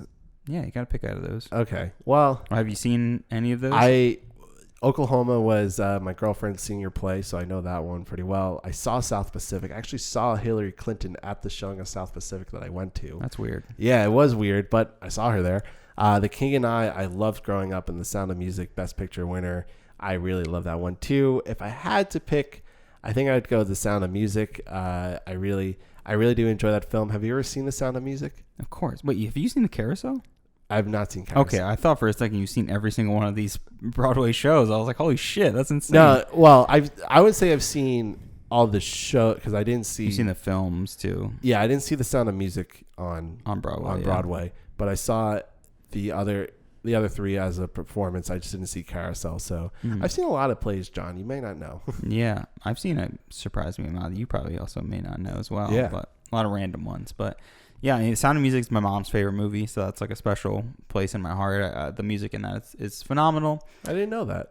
Yeah. Oh, that's going to be a fun episode. Should we have your mom on for that episode? I could ask. I'll see if she's down for that. Yeah, let us know if you want John's mom on. Yeah, Lydia, let me know. Yeah, let us know. You can email us at worthysubmissions@gmail.com or hit us up on Instagram or Twitter at worthypod. We would love to know if we should bring John's mom on for one of these episodes. Hell yeah. Best scoring of a musical picture went to Dumbo, Frank Churchill and Oliver Wallace. So Dumbo was considered a quote-unquote straight animation, meaning that it was a pretty straightforward story. So it was actually given to lesser animators. And for those who may not know the story of Shrek was viewed as one of those lesser animated stories. And then they basically put all the DreamWorks animators were like, okay, all the bad ones, you go to this one. And then they made something really brilliant. So it's sort of the same thing, just a little bit earlier in the 1940s. But the animators actually went on strike in the middle of production, demanding higher pay, which they eventually got. But Disney ended up losing some of their top animators as a result of the strike. So even though they put their what they consider their shitty animators on Dumbo, they actually end up losing some of their better ones just because of this, unequal pay, which is similar to what they were talking about in How Green Was My Valley. Best scoring of a dramatic picture goes to Bernard Herrmann for All That Money Can Buy. Herrmann is most well known for his Hitchcock films Psycho, North by Northwest, The Man Who Knew Too Much, and Vertigo. Well, he also composed Citizen Kane, The Day the Earth Stood Still, Cape Fear, Fahrenheit 451, and Taxi Driver. He also did composition work for The Twilight Zone. And a small little fun tidbit is that Georgie's theme, which is Herrmann's score from the 1968 film Twisted Nerve, is whistled by assassin Ellie Driver in the hospital corridor scene in Quentin Tarantino's Kill Bill Volume 1. Ben, can you whistle that for me right now? I can't whistle. So. No, Ben, can you whistle that for me? I cannot whistle. Ben, try to whistle that for me. Yeah, okay. I shouldn't have asked you to do that. I cannot whistle. I cannot snap. I actually just learned how to shuffle cards the other night. He's learning, kids. Yeah, there's a lot. There are things I can do. There are things I can't do, and those are things I can't do. But one of the interesting things about this category this year is that there were 20 nominees for Best Original Score, and How Green Was My Valley was in there. Citizen Kane was in there. Suspicion was in there. Sergeant York. It's a pretty interesting field, especially because you're having best scoring of a musical picture, and then just best scoring of a dramatic picture. This is so many films being nominated. I think it's kind of unnecessary, but congrats to Bernard Herrmann for beating everyone out, including himself again for Citizen Kane. Moving on to Best Short Subjects Cartoons. I don't even think I have to say who won this, but because I'm sure you can guess it, but it's Lend a Paw, Walt Disney Productions, and RKO Radio. Another one. So Lend a Paw was the only Mickey Mouse Disney short to win an Academy Award. It was about Pluto saving a kitten and then being jealous of Mickey taking care of it. Wow, a mouse being jealous of a cat. That's interesting. It's so interesting. Best live action short subject 2-reel goes to Metro-Goldwyn-Mayer for Main Street on the March. This is a 20-minute film about Europe and America that leads up to the attacks on Pearl Harbor and their relation to the Second World War. Best live action short subject 1-reel went to Of Pups and Puzzles to, again, MGM. This short film showcases how the War Department would utilize animals to assist with aptitude testing. Best documentary goes to Churchill's Island from National Film Board of Canada and United Artists. This is the first film to win in the documentary category, as we mentioned in the very beginning. The phrasing of the title for this category would officially change to Best Documentary Short Subject, as well as the Best Documentary Film category would become its own thing in 1943. Best Original Story goes to Here Comes Mr. Jordan to Harry Segal. The film was based on Segal's play. It is a film about a boxer who is mistakenly taken to heaven and is given a second chance on Earth. Best Screenplay goes to Here Comes Mr. Jordan by Sidney Bachman and Seton Miller, based on the play Heaven Can Wait by Harry Segal. This is Bachman's only Oscar and was previously nominated in the same category for Mr. Smith Goes to Washington in 1939. Best Original Screenplay goes to Citizen Kane, Herman J. Mankiewicz, and Orson Welles. So, I want to preface this by saying that everything you would want to know about Citizen Kane is out there. We are not going to be talking about Citizen Kane, all the nuances and stories behind it. Maybe that's a future episode of Worthy. But for this iteration and this first series for Worthy, we're focusing only on the Best Picture winners. And if you really want to know more about, the whole, story behind the screenplay and the controversy behind it, there's a great film called Mank that just came out from David Fincher that I would highly recommend. But I will talk about this a little bit. So neither Welles nor Mankiewicz attended the dinner. It was broadcast on radio. Welles is in South America filming It's All True, and Herman refused to attend. He was quoted by saying he did not want to be humiliated. And then Richard Merriman, who's written one of many books about Citizen Kane and Mankiewicz's life, he wrote, "On the night of the awards, Herman turned on his radio and sat in his bedroom chair. Sarah, his wife, laid on the bed. As the screenplay category approached, he pretended to be hardly listening. Suddenly from the radio, half scream, came Herman J. Mankiewicz. Welles' name as co-author was drowned out by voices all through the audience calling out Mank, Mank, where is he? And audible above all others was Irene Selznick going, where is he? And that was from Richard Merriman's novel Mank from 1978. That's the only win for Citizen Kane from the 14th Academy Awards. Best Supporting Actress goes to Mary Astor for The Great Lie as Sandra Kovic. This is Astor's first and only Oscar out of one nomination. Her career spanned from 1920 to 1964, starting in the silent film era, and she was actually unfortunately cut out of the Buster Keaton film The Scarecrow. So while she took home the award for The Great Lie, she's probably most known or remembered for her role in The Maltese Falcon from that same year. Best Supporting Actor went to Donald Crisp for How Green Was My Valley as Gwillem Morgan. This was Crisp's only Oscar nomination and his only win.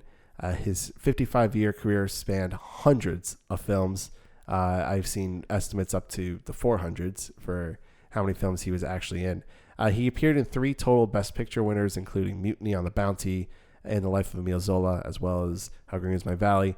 And an interesting thing I found out about him is that he invested heavily in the industry and real estate around Hollywood, and he became one of the wealthiest actors of his generation. So good on Donald Crisp. We talked about extensively how great his performance was. And to be honest, when I looked at like all of the Best Supporting Actor performances that I've seen, I still think his is one of the best. Yeah, I think his definitely stands out. I think talking about how just unbelievably dramatic and integral he is to the film, but with also being very limited in terms of the number of lines he has. Yeah, he still is that presence throughout the film, and he's kind of the core of How Green Is My Valley. There just wouldn't be the same movie without Donald Crisp. Best Actress goes to Joan Fontaine for Suspicion as Lena Asgarth.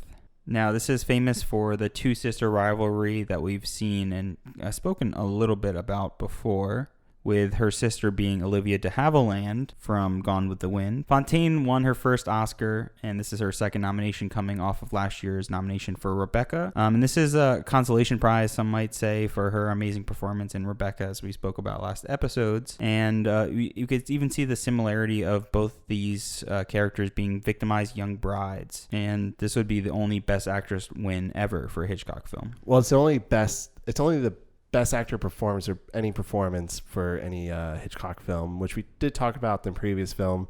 We did a really interesting Instagram post about de Havilland and Fontaine and their relationship, which I think can fill books because of how much of a rivalry they had. But this was like this was the culmination of it because they were competing against each other. So Fontaine for Suspicion and de Havilland for Hold Back the Dawn. And it was a pretty shocking thing, I think, especially for de Havilland, that Fontaine won. I thought Suspicion, I think that's actually a really interesting film, and I thought her performance was really good. Cary Grant is very wacky in that film. He does some very interesting things. But Fontaine, I think we said she should have won for the year before for Rebecca, so this could be a consolation, but then it kind of really divides the two sisters. So it's a very interesting dynamic that's being played along here. But this actress category, I just want to take another second to say like how great it was. So you had Fontaine going against Bette Davis, Olivia de Havilland, Greer Garson, and Barbara Stanwyck, all powerhouses for their generation. And again, I think it just builds up more and more of how great it is to be nominated for an Academy Award. I think it just gets elevated higher and higher throughout the years. Moving on to Best Actor, I went to Gary Cooper as Alvin C. York in Sergeant York. Sergeant York was the highest grossing film of 1941. It was about Alvin C. York, a decorated American soldier in World War I. This was Cooper's first of 2 Academy Award wins for Best Actor. He would go on to win for High Noon in 1952. Cooper was also given an honorary award at the 33rd Academy Awards. Best Director goes to John Ford for How Green Was My Valley. This is the 3rd Best Director win out of 4 total. It has the most Best Director wins out of anyone for The Informer in 1935, The Grapes of Wrath in 1940, How Green Was My Valley this year, and in 1952, The Quiet Man. I actually love that movie. None of them are Westerns, ironically, since he was known to be such a Western director in those iconic John Wayne films that he would go on to make later in his career. We talked a little bit about his particular style, being limited to 2 or 3 takes, not dealing with any antics, kind of being a very strict kind of ruler on set that really helped him get inside and play inside baseball with a lot of the producers and a lot of the production companies because they loved how efficient he was and how demanding and specific he was to get the films done on time within budget. Yeah, I think the most surprising thing that I was reading up on in Ford's process is that he didn't use storyboards at all, which is just like, how the hell are you going to get through a film or creating a film without having any storyboards is beyond me. So I thought that was very interesting. But I wanted to pose this quick question to John was, if William Randolph Hearst wasn't so pissed at Orson Welles and basically smeared him in Citizen Kane, do you think, let's put aside the debate about Best Picture for a second, but do you think Orson Welles should have won for this, especially when you consider John Ford had already won twice? In terms of him winning already, yeah, like it makes you want to think, yeah, give it to someone else. Like he's won already. He's going to continue to win, not knowing that contextually now in history. I think Citizen Kane is such an interesting film just because of how unique and different it is, especially for the time, it feeling so much like a documentary in a way, even though it's a fiction film. Yeah, I think we'll reveal more of my feelings in the next category, but yeah, I could see Citizen Kane winning or Orson Welles winning over John Ford. Yeah, I think there's certainly an argument, but it's pretty interesting when you think about that. Maybe Orson Welles should have gotten it. But moving on to the last category of the 14th Academy Awards, Outstanding Motion Picture. The nominees are Suspicion, Sergeant York, One Foot in Heaven, The Maltese Falcon, The Little Foxes, Hold Back the Dawn, Here Comes Mr. Jordan, Blossoms in the Dust, Citizen Kane, and How Green Was My Valley, which would win Darryl F. Zanuck for 20th Century Fox. First, just to give some stats and numbers to How Green Was My Valley, it currently holds a 91% on Rotten Tomatoes, and an average Rotten Tomatoes rating of 8.04 out of 47 critic reviews. The top critic reviews give it 100%, and their average rating is a 7.3, so it's 100% of them give it a fresh rating. The audience score is an 81%, and the average audience score is a 3.97. IMDb, it is a 7.7. It won 5 Academy Awards out of 10 nominations. So, John, what did you give How Green Was My Valley? I gave How Green Was My Valley an 85 out of 100. I think I hit on most of the points. I think some of the criticism I have with the film is the way it was kind of adapted. You know, it felt like it needed a little bit more time. I felt like the run length was perfect, but in order to really fully give these characters a little bit more of the screen time, in order to kind of have their plots fully blossom, as I'll say, within that Green Valley, I think it's an absolutely beautiful film. It's one of the few films that I've really thought about kind of consistently, and I thought about some of the imagery, and it really made me emotional, and I really cared about this family. So I think that says a lot for a film. Yeah, I certainly feel the same way. I think I'm surprisingly going against how I would have in the past, because I actually lowered my score from when I originally watched this movie. When I originally watched it, I actually gave it a 94.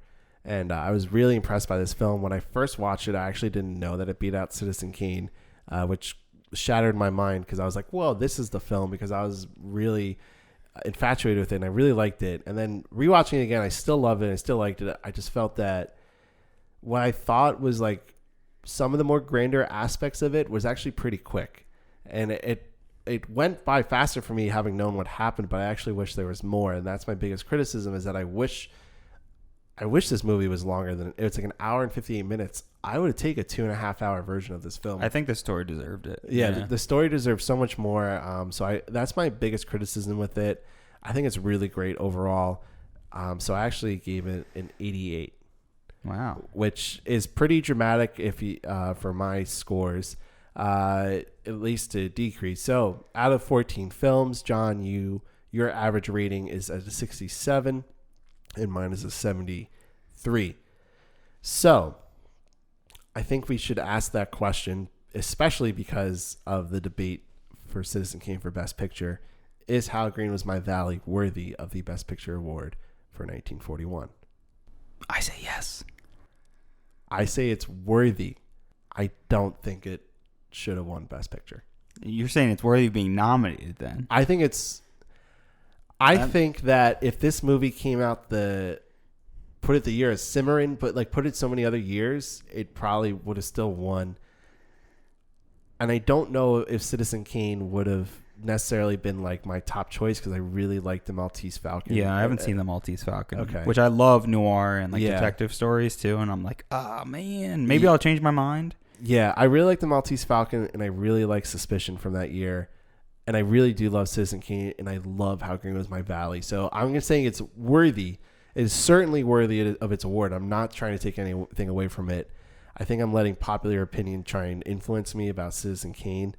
We'll talk about it. What do you like better, How Green Was My Valley or Citizen Kane? This is where I've been. Say it. I'll take. How Green Was My Valley. I think I like a little bit more than Citizen Kane, but I do also appreciate Citizen Kane for what it is, and I do think sometimes that films, even though I may like a film better, can win over the other. I think that that's a thing that can happen. Well, a lot of people say Citizen Kane deservingly should have won because of just how influential it was on films, right? Yeah. How much it changed the medium, how much it really inspired people, and how new and fresh it felt for a lot of creators and a lot of people in the industry at the time. So that's a big question, like whether something new and is pushing forward technology, pushing forward the medium, that's really impactful and that should be honored and noted. But is that what the Academy is for? Is it the best story? Is it the best film entirely? That's the thing is like, what is it for? Because a story, from a story standpoint, yeah, How Green Was My Valley is so much better. It's honestly, such a better so much story. better. But then when you get to the technical merits of both films, it's like neck and neck for me. But I think the story is what edges it out. Which is why I'm saying like it's worthy. Like, yeah, it deserves to be a Best Picture winner, and I'm so for it for winning Best Picture. I actually think it's stupid that people would criticize it because Citizen Kane didn't win. It's not How Green Was My Valley's fault. It was William Randolph Hearst's own, small-mindedness and smearing Orson Welles and Citizen Kane, which is why it didn't win. You can read up on the history of that if you don't know about it. But so I always find it unfair. There are plenty of other Best Picture winners that did win that were absolute shit that didn't deserve to win. But How Green Was My Valley is a great movie, and I would highly recommend it. It just enters that debate of like Citizen Kane, How Green Is My Valley, and I'm saying I don't think Citizen Kane is the best film of all time, but I do recognize it for how important it is. And then you also have The Maltese Falcon. You also have Suspicion, Sergeant York, and it just there's such a strong year, so it's really interesting. There's a debate that can be held about it, but I think I'm still saying How Green Is My Valley is worthy. I'm not saying it's not. I think it's fascinating that people have the audacity to say one film is the greatest film of all time. I know. That's insane to me. Who started this? I don't know. You mentioned to me that you were looking into like trying to figure out where did this come from? Why is it lauded as one of the most amazing films of all time? Why is it the best film of all time? I'm not sure. Maybe that's on us to like really watch a lot more. I've seen the film once. It's actually funny because the first time I watched it was this year. And I now just watch How Green Was My Valley. So coming from this perspective of seeing these two films in the same year is interesting because I see them in the same light. But looking at Citizen Kane and looking at that film and people saying that that's the best film of all time is like fascinating to me because it feels like a documentary. It feels very much in line to be a documentary storytelling. And maybe people say that because documentaries then took some of the formula and took some of the aspects of Citizen Kane to then like make the documentary genre and make what a documentary is. Like Citizen Kane's filled with a bunch of talking heads talking about Citizen Kane. And to be honest, this is a hot take. Why do I want to watch a movie about people talking about another character? Like, give me that character. And he's in the film, but to be honest, How Green Was My Valley is a much more interesting story with much deeper themes, with much more interesting characters. And honestly, I'm going to say it. Come at me at worthysubmissions@gmail.com. Citizen Kane, not only is Orson Welles self-obsessed filmmaker, but Citizen Kane is a self-obsessed film. Yeah. Because it's about Citizen Kane. It's about him like rolling in a circle over and over about his ego and this like corruption of a man and this like overarching hero. I just don't think that's that interesting to me. I think maybe it just comes down to my personal take on each story. Yeah, before we like really explode here, I really do think that when we are finished with all the Best Picture winners and we go back and do some more episodes, that we will do a full-fledged episode on Citizen Kane. But I just want to leave this, my last point on this for right now, is that I think Citizen Kane is what people who first enjoy movies and find out they want to be in film production, that's one of the first movies they go to watch because it's now become a part of culture where it's like, oh, Citizen Kane is the best film to watch and it's the best of all time. So I think that people come at it from a very, I don't know how else to call it, but like they're not as they're not as adverse to film and film history because they're younger and they're coming at it from a younger perspective and they're just being told that this is the greatest film of all time.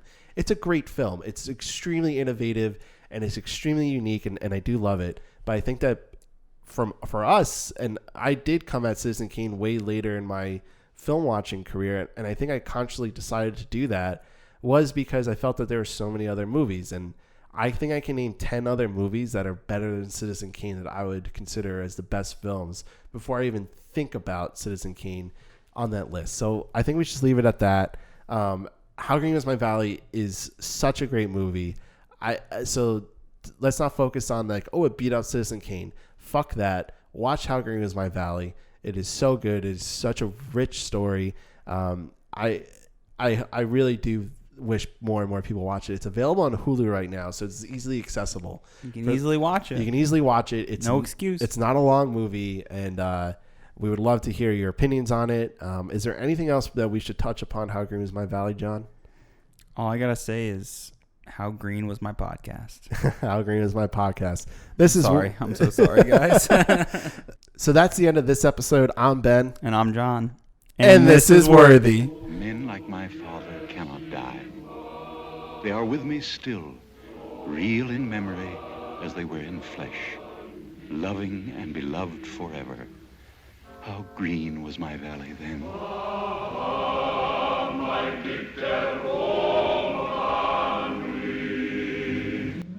Thanks for listening to Worthy, the breakdown of every Best Picture winner from past to present. You can listen to us wherever you get your podcasts. Check us out on Instagram at Worthy Podcast, on Twitter at Worthy Pod, and on Facebook at Worthy Podcast. Any inquiries can be submitted to worthysubmissions@gmail.com. Again, that's worthysubmissions@gmail.com.